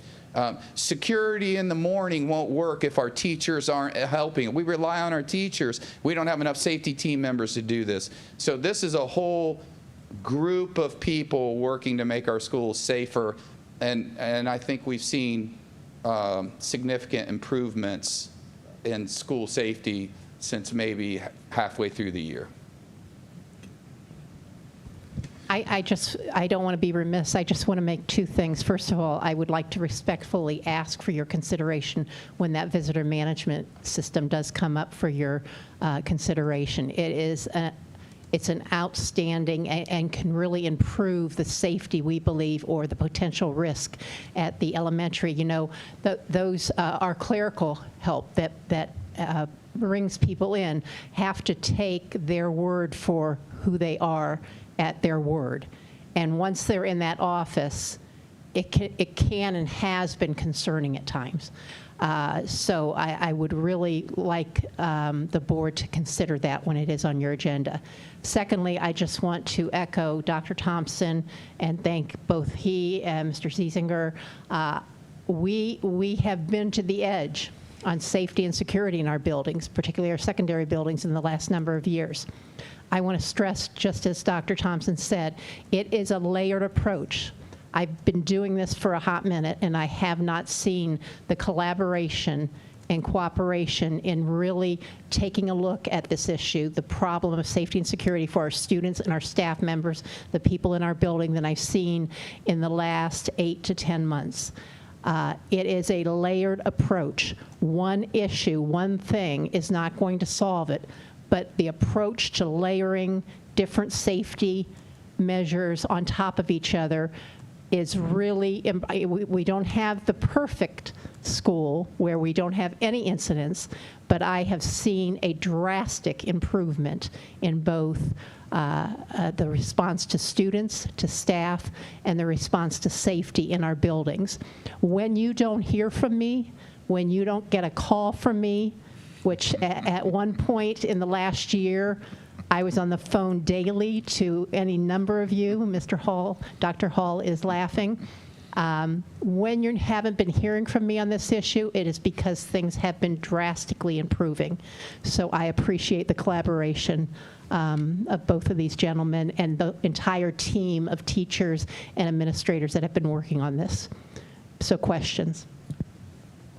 I have one. Mr. Perry. Yeah. So with the screening, I like that idea. You know, 'cause I was thinking, my question the whole time you were talking about it, Dr. Thompson, was, you know, is it just me giving you my name? Do I have to give you any kind of verification I am who I am? But you mentioned that it screens for sexual predators. Any other group of people that it would screen for? If I have a warrant for something, does it screen for that, or just the sexual predator aspect? It's just screening for sexual predator, but it is forcing you to put your ID in a, looks like a little toaster, basically. Okay. It goes inside of it. It's going to register the sexual predator and then register you and your information in the office. And I think that alone creates a deterrent. Yeah, that's sure. a great word. Sure. Okay. Yeah. Other questions? Mr. Alexander? Yes, I have a question with the badge. I know sometimes when you have equipment and you don't use it for a while, it may not work. Is there a way that we're going to be testing those so those teachers, you have a fire drill or something like that, we're testing this thing to make sure they're constantly working? Because I'd hate to have someone push it and it doesn't work, and all of a sudden we got an issue. That's a great point, Mr. Alexander, and as we're learning, you know, I don't know that we had that discussion, but what it does do is when you click it, you have to click it 3 times so there can't be a false alert. You have to be very intentional to click it 3 times. It buzzes. So if it doesn't buzz, you know that your badge is not working. But I think it's a good idea to maybe do a couple of dry runs periodically through the year just to do a quick check to make sure they're operational. Are those the same badges we had in here a few months ago that we could click? Okay, they look like a credit card. They're about the size. They'll about this size, a little bit thicker, and it'll hang off their badges. Yeah. Okay. Other questions? Ms. Autry. Thank you. Thank you to the team for all your continued work on this. And so my question actually was similar to Mr. Perry's about the other crimes that it might check for. But I'm just asking also, as we're moving forward in that area, keeping in mind, believe it or not, some people don't have state IDs and driver's license. Yeah. And so I think we need to keep that in mind as we're considering that, because we don't want folks to be, I guess, rejected trying to come and pick their kids up for that reason, because that can be a little embarrassing for some of our families. So just keeping that in mind. And then also I noticed in the parent data regarding the Yonder pouches, it seems like we still have significant amount of parents who still are struggling with the topic of cell phones. So just I'm wondering what we can do or continue to do to kind of get them on board to assure, that they feel safe and comfortable with the Yonder bags moving forward. Yeah, that's obviously mixed response from our parents. I think primarily it's that desire to want to contact their student in the case of an emergency. I think that's predominantly what the issue is. And I think we just have to continue to do a good job of marketing and informing parents about the benefits of what we're seeing and how it's helping their students. And hopefully, more and more of our students will also go home and report, maybe begrudgingly, but that, if my grades go up, it's not necessarily the absolute link, but it is certainly a strong indicator, if that occurs, that was a piece of it or a part of it. So I think we just have to keep communicating and give parents a forum to talk to us and express their concerns and try to be, as we were with our scholars, responsive to the things. We didn't do everything they asked us to do, but we did do several things that they asked us to do.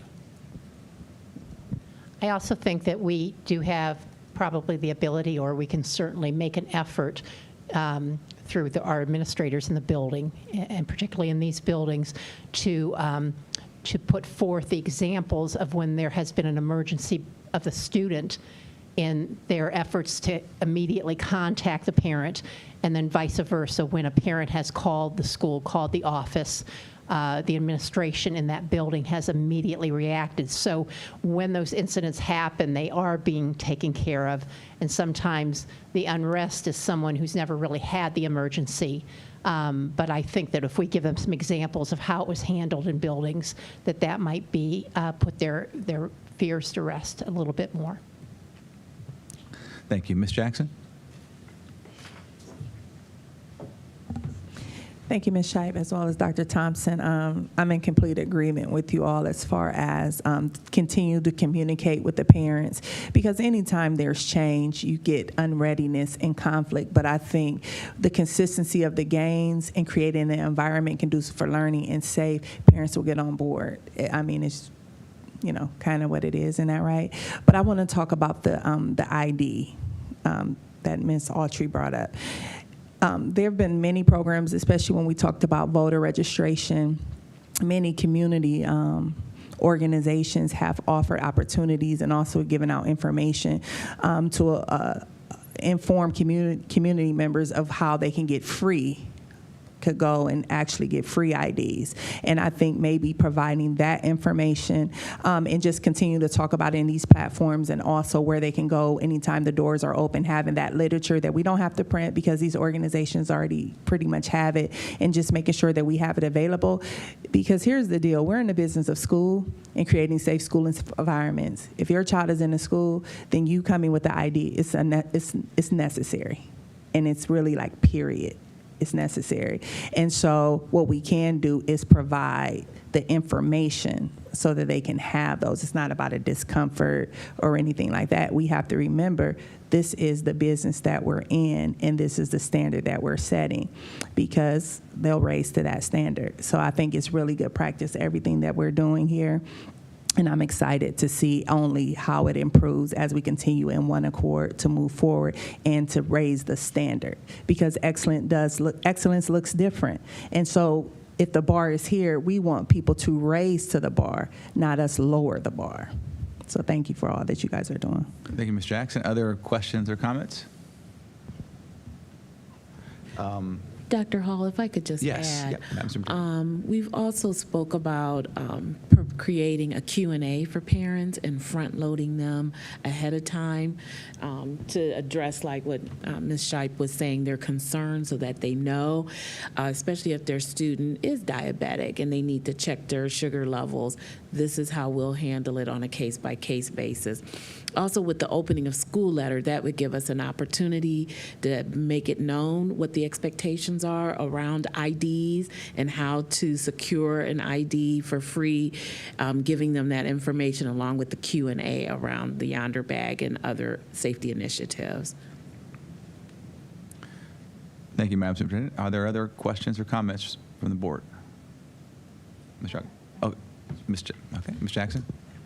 Just for clarity, and any of my board colleagues can kind of clear it up for me, aren't we, Madam Superintendent, already in a position to where students who have illnesses, like say they need to check their sugar, aren't they currently, haven't they been made an exception? Or so we know that that's clear, that's already happening. I just wanted to communicate that because I know, speaking to you, Madam Superintendent, you had expressed that at one point in time that these were some of the measures being taken.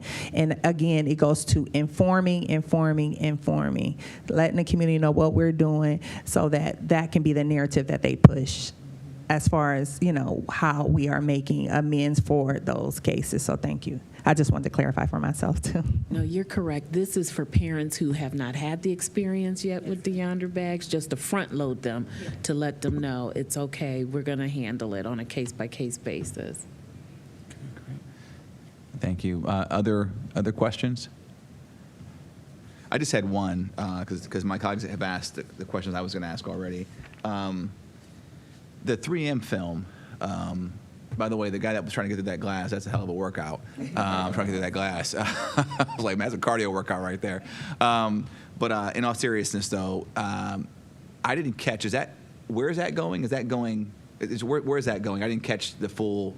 So it's on exterior doors now. Right. Right now it's at right now. It was okay. I was already there before we got here. Okay. The next set of doors it was not on. So it's going on.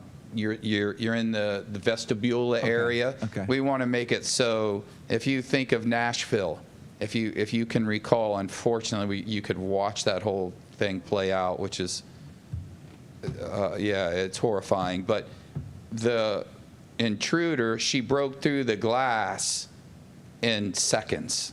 She was in seconds. The police were there in 5 minutes. We have 2 sets of glass. If we 3M protect both of them, it could be 3 to 4 minutes before you even get through the second set of glass. That whole event could have been a very different outcome if they had 3M film on both sets of glass, for example. Exterior, first floor windows, and the glass on doors in a classroom. So to clarify, so current state is we have the 3M glass on external doors only for all buildings. Correct. We're talking about putting it on external windows for first floor and the second set of doors on the inside. And, that's what we're talking about doing. Classroom doors that have glass. Roger that. Okay. And what would be the time frame in which that we would accomplish that? And before school starts in the fall? The majority of it will be done, but it won't be complete probably until almost December. Okay. Our process will slow down significantly during when school starts, but we'll continue just to keep working our way through. Roger that. Okay. Yeah, Mr. Alexander. I want to thank you guys for putting that film on there too, because that can be a deterrent. Because you see on the video how long it took that guy. He's going to be thinking, how long is it going to take for the police to get here? Yeah. So they might stop and leave. Yeah. So that's a deterrent. And if they get through the first level, now you have a second level. Mm-hmm. And if they get in that second level, maybe we got them where they can get caught by the police and they won't get away. Yeah, and you additionally think, well, that's to stop an intruder. It can also, in the evening, stop someone from busting a window and getting in and stealing 25 laptops or whatever out of the school, or just being mischief and going in and vandalizing a school. Very difficult to do that. Okay, so classroom doors are already done. I just got informed they're already done, so that's been taken care of. All the first floor classroom, you're saying? Okay. All classroom glass doors. Wait, the classroom glass, not the external first Yeah, floor not- doors of just the classrooms. glass on Just the the door, door. okay. Yeah, Yep, yeah. yep. Dr. Monar. I didn't have any questions. I want to say thank you for showing the video. I didn't have any questions because even just watching the video, I knew it was an advertisement. I knew it was an actor. I knew all of those things. But I sat here as a mom watching that video and just thank you. Thank you for finding these products. Thank you for protecting our kids. That's well said. Thank you, Dr. Monar. Other questions or comments, concerns? Okay. Thank you all again. Thank you for your time. Appreciate it. Yep, thank you. Yeah, good job. Next, we'll move to item 4, approval of the previous meeting minutes. Is there a motion to approve the meeting minutes from 6:12, 6:15, 6:20, and 6:21? I so move to approve. It's been moved by Mr. Perry. Is there a second? Second. Seconded by Ms. Autry. Is there any discussion? Hearing and seeing none, roll call, please, Dr. Thompson. Dr. Hall, Aye. Ms. Jackson, Aye. Mr. Perry, Yes. Dr. Molinar, Yes. Mr. Alexander, Yes. Ms. Autry. Yes. Motion carries 6-0. Thank you, Dr. Thompson. Next, we move to items 5 through 16, personal recommendations. Madam Superintendent. Thank you. Before I request your approval, I would like to bring attention to the retirement of Ruth Hotchkiss. Ruth is a learning specialist for the district for the content area of mathematics. Ruth graduated from Mogador High School in 1994. She continued her education by attending the University of Akron, graduating with a Bachelor of Science in Education and earning a master's degree. In 1998, she was hired by Akron Public Schools as a tutor for first grade math and reading intervention. She then went on to become an elementary classroom teacher, a school improvement coach, an elementary mathematics specialist, and in 2014, she was appointed to the APS administrative staff as the mathematics learning specialist. Ruth has been steadfast in her leadership and modeled flexible thinking. She acted to bring about change and truly built the plane while flying it. Her efforts to place manipulatives into the hands of every little mathematician more than once was a marvel. Ruth consistently works to maintain collaborative relationships across the district, across departments, and certainly with leadership groups and stakeholders. It is often a difficult dance to maintain the focus and achievement of true collaboration, but Ruth manages the dance, and we would like to congratulate her on her retirement.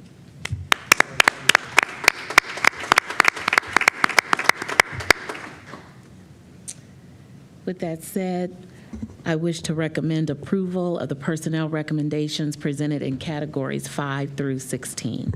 Is there a motion? I so move to approve. Okay, so moved by Mr. Perry. Is there a second? Second. Okay, so seconded by Ms. Autry. Is there any discussion? Ms. Autry. Thank you, Mr. President. I, too, also wanted to acknowledge the resignation of Mr. Tamiko Hatcher, who has done great work in this district for a few years. I remember first meeting him as a PTA president many years ago and grilling him with questions, and he just, he smiled and gave me the answers. And so I just wanted to wish him well in his future endeavors and thank him for his service to Akron Public Schools. Yeah. Thank you, Ms. Autry. Any other discussion? I, too, would like to add my best wishes to Mr. Hatcher. Again, when he first came on the board 4 years ago, we didn't know anybody, and he was one of the first to come up and say hello, and that big smile he's got, super welcoming, and so we wish him the best in his next role. I believe he's going to Canton City Schools, and so and I know I also know that he lives down that way as well. So so to be quick and easier for his family as well. So I want to wish him the best. If you're watching, Mr. Hatcher, best wishes, and hopefully we can steal you back someday. Okay. Any further discussion? Hearing and seeing none, roll call, please, Dr. Thompson. Ms. Jackson? Aye. Mr. Perry? Yes. Dr. Molinar? Yes. Mr. Alexander? Yes, abstain from 5.6.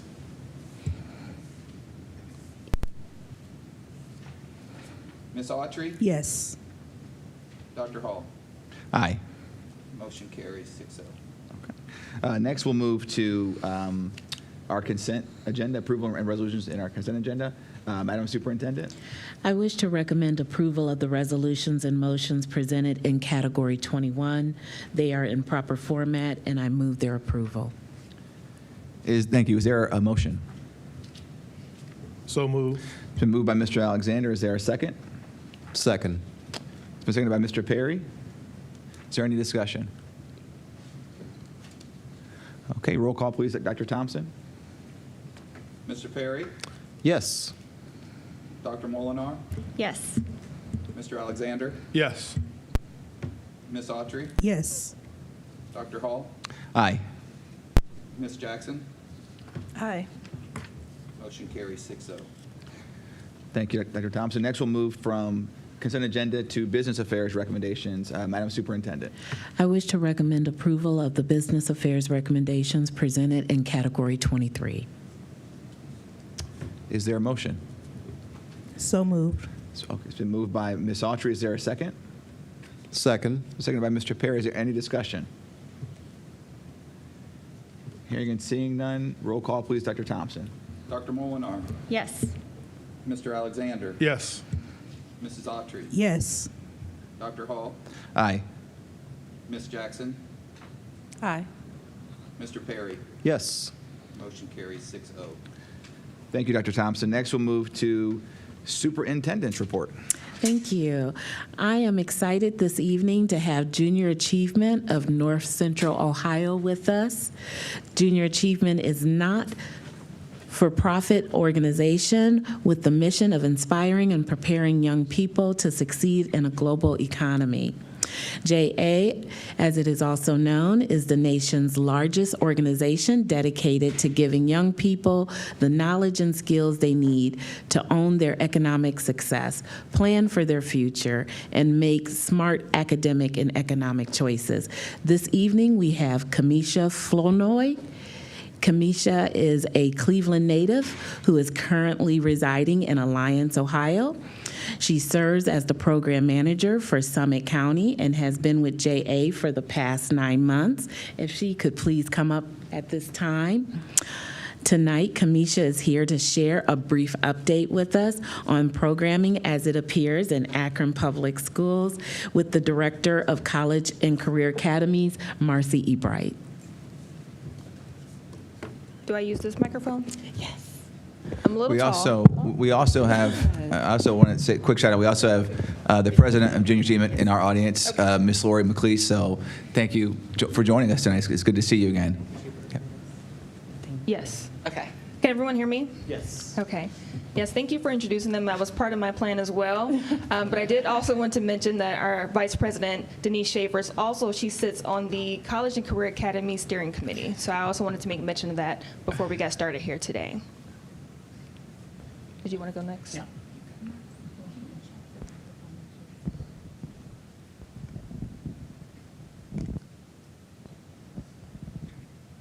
Can you hear me now? Oh, that's a little bit better. Okay. So my name is Kamisha Flournoy, and I am the Summit County Program Manager, and today I'm going to talk to you about Junior Achievement and what we've been doing in the district currently. So Junior Achievement, we have 3 pillars. We have work and career readiness, financial literacy, and entrepreneurship. And I'm happy to say that we have been able to tap into all 3 pillars here in the district in Akron, so it's very exciting, and I'll get more into the numbers later in my presentation.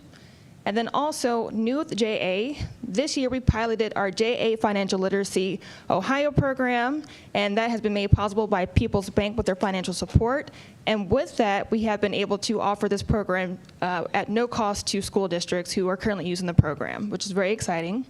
That program also fulfills the semester-long requirement set forth by the state, and we're actually in the process of updating our content in preparation for some of the legislation that's currently in place that would require us to include free market enterprise and also FAFSA. So we're trying to be a little bit proactive so that when that comes out, we're already prepared to help our districts meet the needs.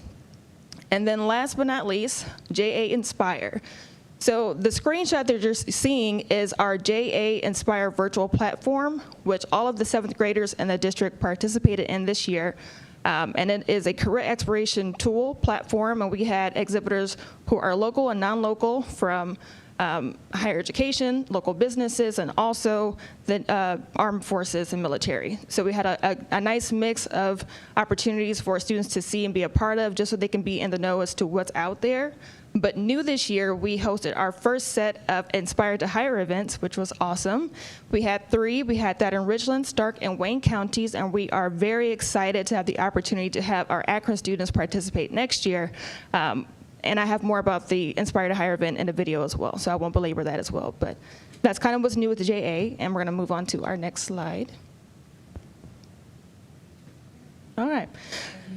So we had a meeting earlier this year with Marcy and other administrators talking about what's new in APS and how we can kind of meet the needs of what is going on with the students. And she had mentioned that there is going to be a 4th E in the district of entrepreneurship, and who better than junior achievement?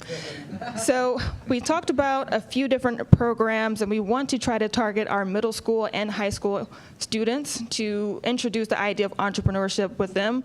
And these are some of the programs that we talked about. Our JAB Entrepreneur program, which has 3 modules, and we actually had a teacher complete that program this past year as well. And then JA It's My Business, which is a middle school program, so they can start learning more about entrepreneurship as well. So we're excited to see where this 4th E will take us in our partnership next year. And we're also hoping to incorporate a JA Company program, which is our flagship program in which students create their own business. They create accounts, they create, they pick who's going to be the CEO in different positions, and they actually create a business and make money, and it's a great experience to be a part of, and this is my first year, so it was a great time to see the students compete and be a part of that program, so we're excited to bring that to APS as well.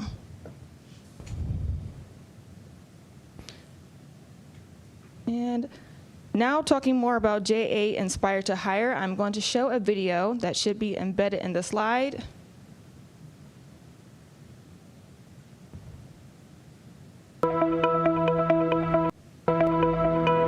JA Inspire to Hire has been a vision of ours for 3 years, and we are so thrilled at the Outdoor Community Sports events. Donaldson, I'm the teacher at Jackson High School for our entrepreneurship program. One of the things that I think is really great about Junior Achievement is just the real-world activities, the real-world education that these students are getting. An event like this with the JA Inspire to Hire event is something that brings the classroom into the real-world environment. My name is Gavin Lockhart. I'm in 12th grade from Green High School. So I came here today just to learn about different jobs. It's more fun just come here and talk to all the people in their careers, see what they're doing. My favorite one had to be plumbing. I got to play with cool tools, build something that I've never done before. It's just a really great time to talk to all the adults here and their careers and maybe figure out what I want to do when I grow up. JA Inspire is an incredibly engaging career exploration fair. It is not a job fair. Students are actually having fun, and employers are coming out from behind their tables and having engaging conversations with the students. One student actually described this event as a career exploration carnival, which is exactly what we were going for.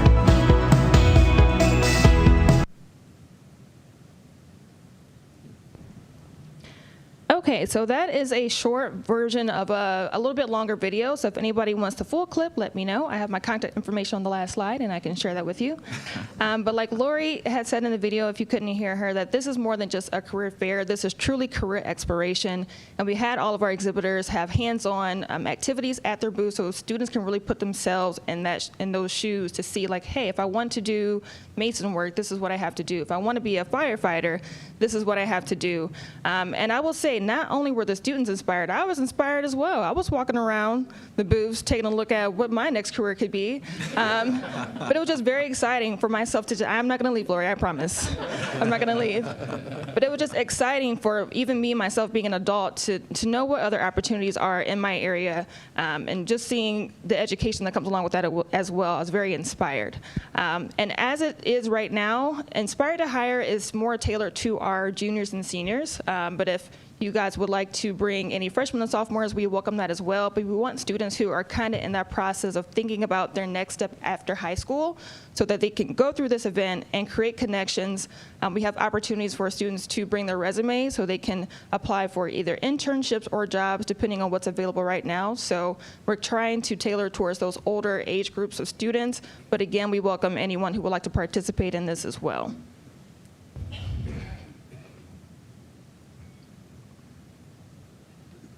One second.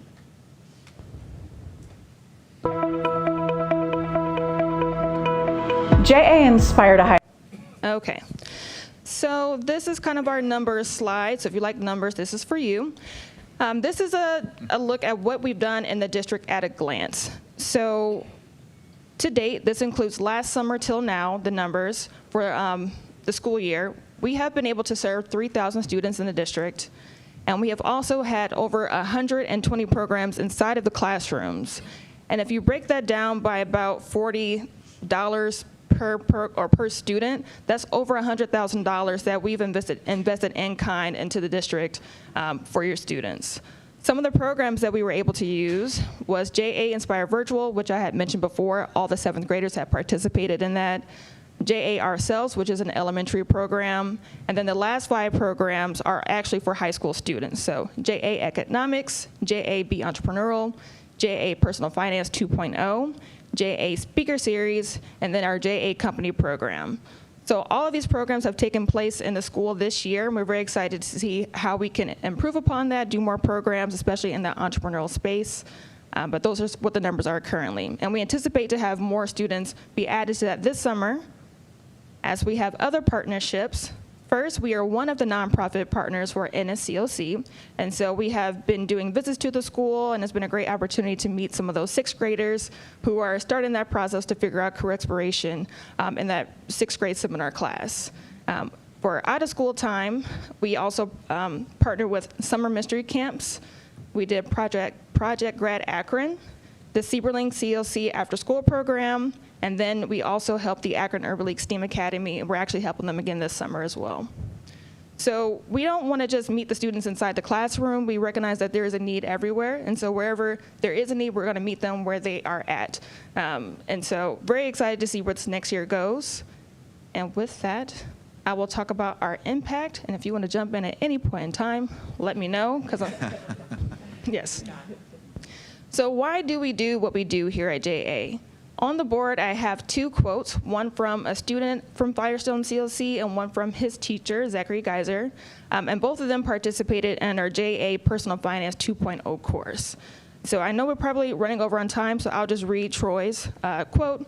He said, "When it's about that time for me to enter the work field, I honestly believe I am financially literate enough to strive and not just survive in today's economy and society. These classes have indoctrinated me into the work field with an advantage that I truly value." And I say all that to say, we do this for the students. We want them to learn in the classroom, actually connect their relevant content, not just in the classroom, because a lot of students say, when am I ever going to use this information? We try to make it relevant for them to understand, how do you use it after high school? How do you do it? How do you use it outside of school? So that's kind of where we connect those pieces, because as JA, we see APS as our customer. So we do not want to be seen as something else that's added to the teacher's plates or the admin's plates. All of our programs have correlations to state standards. So our programs can be used in lieu of or in addition to what teachers are already doing in the classroom. And so we really want them to understand that we're really here to assist and try to make their job easier, because I know it's sometimes very difficult right now. So whatever we can do to assist in that is what we're trying to do. And I truly hope that through our partnership and by your students participating in JA programs, that we can contribute to their success and them reaching their 4 E's. So with that, I will go to questions, but I also want Marcy to say something. She's just standing here. So Just stood here and watched you. Yeah, I just wanted to be here to answer any questions. But, you talked about the last year, but, I started out as a middle school CTE teacher and used Junior Achievement Speaker Series then to come in and talk with my kids. It's a long-standing partnership that Junior Achievement has had with APS and bringing real-world connections into our classrooms and for our students, and for them to hear from adults in industry and fields that they may want to be to go into, and ask those questions and see those. The Inspire to Hire event is. We've talked at length about, wrapping our students into that event for next year, expanding into Summit County. They had that was their first year out. Was glad to see it was such a success, and we're lots of communication around their current things, and they're always sort of cutting edge and bringing to us ideas as we're discussing new curriculum options for our teachers, like the 4th E and the entrepreneurial set that we have. We've had some teachers obviously trying some of those things out already.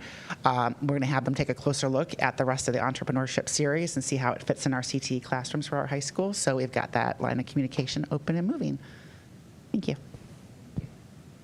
And one last thing that I wanted to mention before I kind of got off the soapbox is that all of this has been made possible through our volunteers. Our volunteers, our educators, our administrators, and then I also want to shout out Denise because she has also been someone who's gone into the classroom to teach our materials as well. So I want to say thank you to Denise and everyone else who has helped to make this partnership available, because we know that it can be difficult, and we just appreciate you all for allowing us to be a part of it and to be here tonight to talk to you more about JA. And now I will open it up to questions, and also my contact information and Denise's contact information is on the board. Mr. Perry. Yeah, Kamisha, I do have a question. So I saw the one slide, 3,000 students, and I guess this is, we said mostly upper level high school students, right? No, that's for the entire district. So we've had programs from K through 12, and so from last summer till now, that's where that 3,000 comes from. Got total. you. So, what piqued my interest was the job and career event that was held. It was obviously very, very good. The students who didn't take part, are they given reasons why not? Well, this is our first year hosting it, and we sent out a general mailer to all of our administrators in different districts, and our event was in Stark County, and just for timing and for other reasons, we weren't able to get too many from Summit County to take part in that, and I think Lori has something to say. I would say whenever you launch an event, it's a big unknown. Sure. We did our best to explain our vision, and we've seen this event be very successful across our country. Yeah. It's grown by leaps and bounds, but trying to communicate that when it's never happened before. So we had about 1,000 students sign up this year. We had 70 employers. We've already got a date for next year, March 7th. It is going to be at Hall of Fame Center for Performance again, and they were great to work with. I think we'll have over 100 employers with probably 9 different career clusters represented, and we're already talking about where it fits for APS students, because we have most of Akron's major employers there. Also, First Energy is a percentage sponsor. Akron Children's, Goodyear, Bridgestone, we're all there, and Derek actually came to the event also to see it. So we just believe it's unique to the career exploration space. Yeah. I mean, with so many options, it just seems like every student should be a part of it. Right. It's just so many things you could choose from there. You said March 7th of next year? March 7th. Okay, they should know that and just know that exists for sure. I will say some of the teacher feedback we received was that they just simply didn't know what to expect, and so they didn't want to commit to bringing too many students, and now that they've seen it for the first time, I do anticipate we'll have a large increase in participation for next year, which is very exciting. And a couple of Marcy's coworkers and her department came down to see our event. Okay.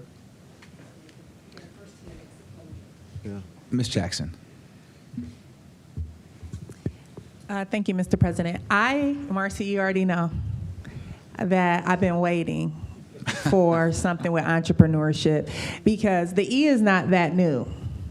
So because it's not that new, I'm glad about this. Okay. Let me just say that. We're not going to beat a dead horse, but I'm excited about everything that has been presented on today, and all I'm thinking about with my colleague Joe here, how do we leverage this to a greater level? Because this is something that I talk about entrepreneurship all the time. That's one of the main things I talk about on this board, and that's something that as a board, I know we would support, and individually, I strongly support it, and I know we have partnerships and community organizations where we could have aided teachers, not only with transportation. There are so many things that we could have rallied behind this with, I believe.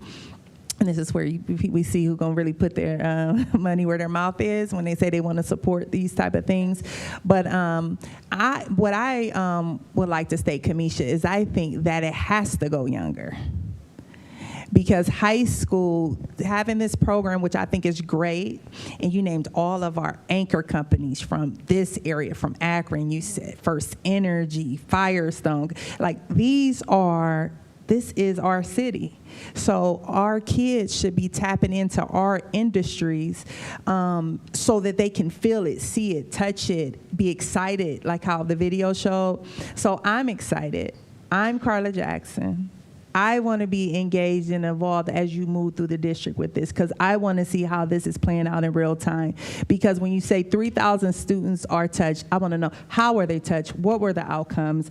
What does the startups look like? Because the startups can begin even before the technical educational part, because it starts with the envisioning of the dream, which makes the technical education part more engaging to them because it has significance. This is my sweet spot. I like you. I like you and too. I like junior achievement and what you guys are doing. So I just want to see in any way that I can be involved and support this, because I really believe that entrepreneurial education and financial literacy is a game changer for all children, but especially for marginalized, at-risk children, because it changes their trajectory and the narrative. And so I want to thank you all, Marcy. I want to thank you all for your work on this. And I'm not just talking. I want to follow, I want to walk through it. I want to see what that looks like and get a sense of teachers and what does that really look like in the classroom, and how can we better assist teachers even with the new state mandates that are coming out, because I love how you're saying you guys have volunteers, but for my educators in the room, you know, sometimes teachers can get assistance, but they need to know how to properly utilize those assistants and what really those assistants are being required to do. So I'm just hyped and excited, and I'm ready to see the output. Yes, we will definitely stay connected and have you be a part of that. We've kind of talked about how we plan to kind of roll out the program, and so it won't be everyone all at once. We want to do it right and make sure that students are getting the most out of the programs, but you will be informed, yes. Oh, and again, to the younger age, when I'm talking elementary? about, yes, okay. When I'm saying, because I know I like, you know, where for the 6th grade age, and I think that can work. I can even I can push back 9, but 3rd, 4th grade rising, but just, you know, scaling it back. But when we're talking about careers, and I'm sorry I'm not looking at you back there, but you guys hear me. Because when you have the program that you guys are having where they actually can sit, lay brick, or mess with plumbing tools, that's middle school, elementary, because then by high school, they can more hone in on that skill instead of high school being the introduction of it. I think having those hands-on activities for even younger students could be very valuable. And I understand about, you know, scaling and, you know, stacking it up. How do you eat an elephant? One bit at a time. So I get that. But I'm just throwing that all out there because I know it can happen. What you see, you can be. What you feed is what will grow. So I'm feeding this so that it can grow. Okay? Yes. Thank you. No, thank you. And those are our priority grades. So we're really looking to increase our programs from 5th grade on up in preparation for that. So thank you for bringing that up as well. Dr. Monar. Yeah, I just had a question, and you maybe just answered it 5th grade on up, but maybe not. I saw on one of the slides that said that you are involved in the summer mystery camps this summer. So I was wondering, which grade levels are you involved in this summer? There might be some people who are still signing up for camp. So which, yes. So we participated with Summer Mystery Camp last summer. So those numbers for students is included in our count. But this year we weren't able to participate just for communication and timing. It didn't work out that way. But we would love to participate in the future again. And I do believe that is elementary and middle school, Denise? Yes. Sure. Last summer for Mystery Camp, across all the camps in all summer long, they scheduled virtual speakers. So like there was a problem around like, why is water important? Why do we need water? So they had water experts that zoomed in with the kids and gave them and answered questions about water, why water was important. So Denise found a subject area expert for every sort of problem the kids were trying to solve last summer. And they were all scheduled to be able to ask the experts those pieces. So that's how they worked with our Mystery Camp last summer. Ms. Autry. Thank you, Mr. President. So my question is around the 3,000 students we've touched already. How is the makeup of that? Is it mostly after school in the summer? And what is the breakdown of the involvement? Is it in school mostly or kind of spread out evenly? Yes, it's mostly in school. It's mostly in school. I would say our biggest program this year was the JA Virtual Inspire with all of 7th grade. That was at all the schools. And then we're trying to increase our programming at the high school, but most of it is in school. We do not do a lot of after-school programs. I would say probably 85% of the students, that's in-school programming. Okay. Thank you. Are there other questions, comments from board members? So I just have a question and a comment. First, you know, one of the reasons why I went down to the career exploration night at the Hall of Fame was because I knew that we have career expos in our high schools here that I've gone to, and those are well done.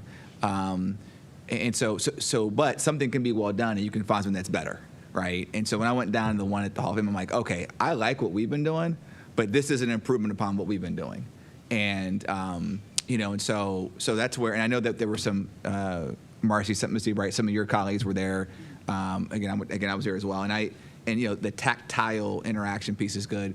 But again, it was just, part of it too is atmosphere, right? I mean, you can be in your school gym or you can be at the Hall of Fame, right? I mean, let's not ignore, you know, psychology here too, right? I mean, so it was, again, really well done. They had, as Ms. McLeese talked about earlier, you know, as well as yourself, Kamisha, you know, there were a lot of employers, and so I fully would hope that we would be much more involved next year in sending our students there. You know, one of the thematic elements that Ms. Jackson was hitting on, I want to reinforce that too, the younger kids, because you said in one of the slides that freshmen and sophomores could go. But again, in this era, you know, especially where, you know, kids can change from a CCA standpoint, they can change their mind twice in high school. If we can get them there as freshmen and as sophomores, you know, if they're going to change their mind, it's a more informed decision to change their mind, or it's a reinforcement of the decision that they've already made, right? And so, and by the way, so what if they've gone to a career fair at our school? They can go to another one. Right. I mean, so I think the additional repetition I think is also critical as well. Let's see here. So the question I would really like us to include freshmen and sophomores as well. At least give them the option. And then my question was, what do next steps look like? So oftentimes, you know, we have presentations like this, and this is fantastic. Mm-hmm. And I walk out, I'm like, all right, well, wait, what's the next connecting step? So like when you all walk out of here tonight, Ms. Ebright and Ms. Flournoy, and others, you know, when you walk out here tonight, like, what is the very immediate next thing you're going to do to move this forward, and what does that look like? Do you want the microphone, Lori? Well, actually, no. People who are live streaming, they actually can't hear you if you're in the audience. I apologize, Lori, but yeah. You want to get that? Yes.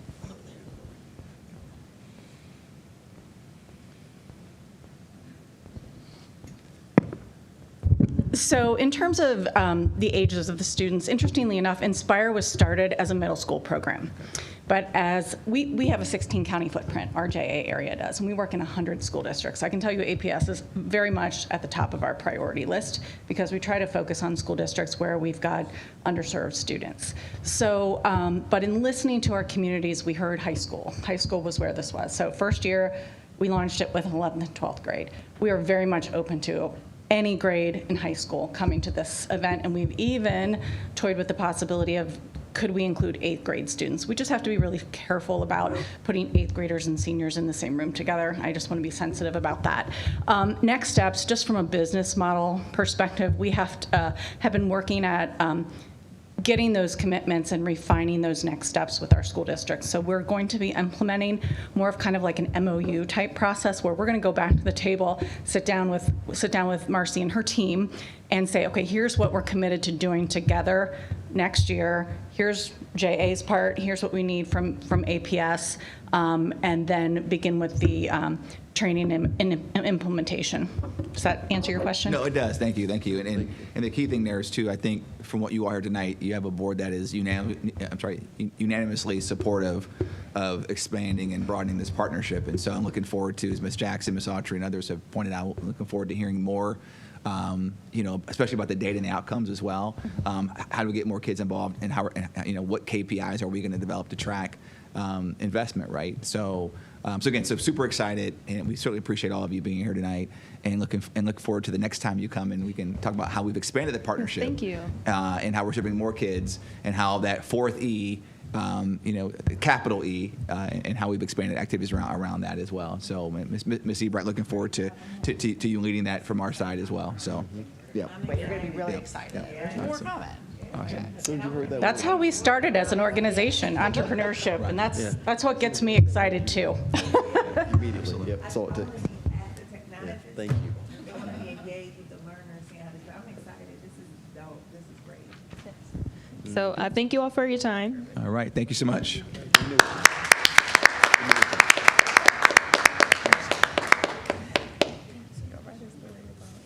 Thank you, Kamisha. Kamisha, I have a fun fact for you. I still have my JA product that I sold when I was a member of JA a few moons ago.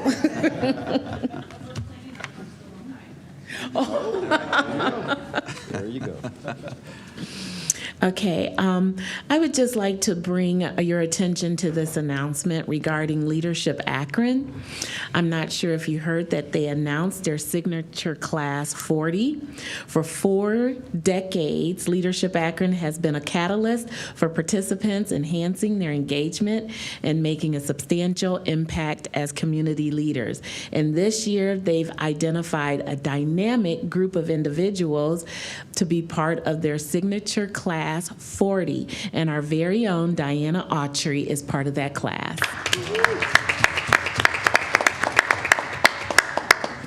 Speech. Let's hear something. Thank you.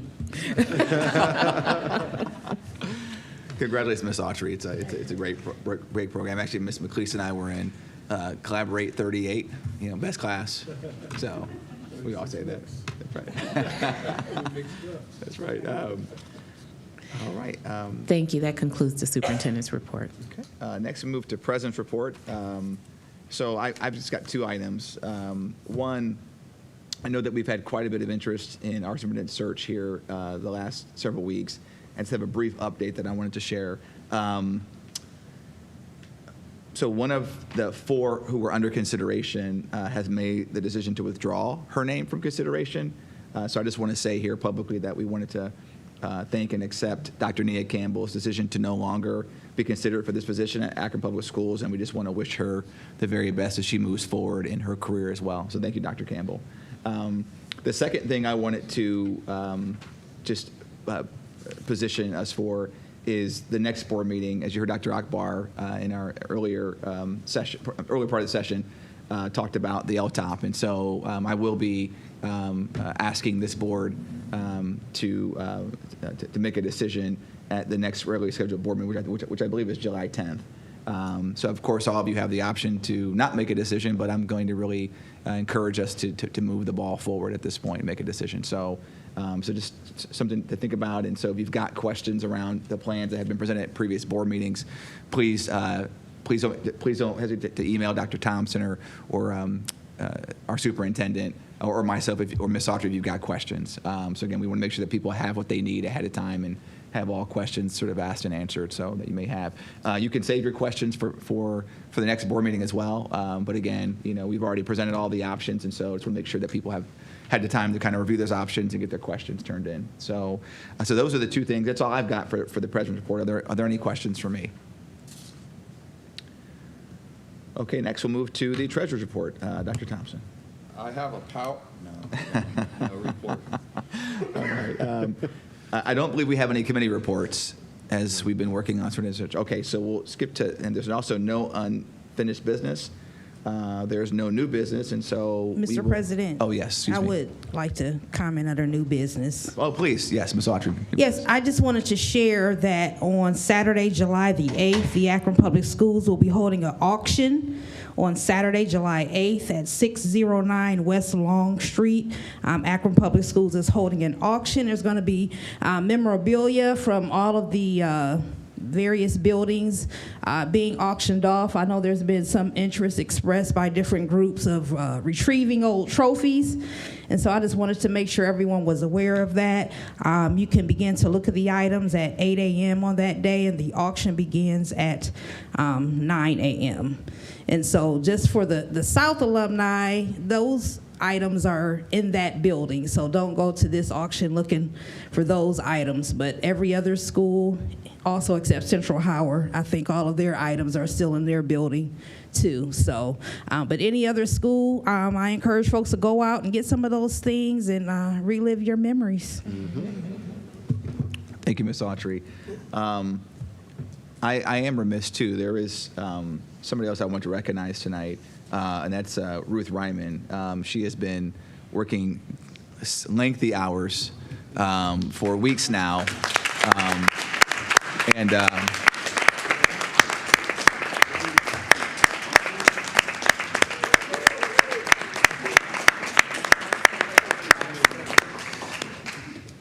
So we wanted to thank her for all of her hard work. One night I asked her, I said, "Are you getting paid to be here this late?" And she said, "Yeah, I'm being paid." And I said, "Yeah, but I bet you'd rather be home with your family." She said, "No comment." But anyway, so again, Ruth, we just want to thank you for all the time that you've put in, and thank you for the sacrifices that you've made in serving this school district. It does not go unrecognized or unseen, and we are working on a more official way to celebrate you as well once this is done. So again, just thank you for your time. We appreciate it. That's a great way to conclude a meeting. So let's move to item 31. I'll need a motion to recess into executive session pursuant to Ohio Revised Code 121.22G1 for the purpose of considering the employment and/or compensation of a public employee or official of the school district. Is there a motion? So moved. So it's been properly moved by Ms. Autry. Is there a second? Second. It's been seconded by Mr. Alexander. Is there any discussion? Roll call, please, Dr. Thompson. Dr. Molinar. Yes. Mr. Alexander. Yes. Mrs. Autry. Yes. Dr. Hall. Aye. Ms. Jackson. Aye. Mr. Perry. Yes. Motion carries 6-0. Okay, we are in adjournment at 8:05, and there may be action after executive session.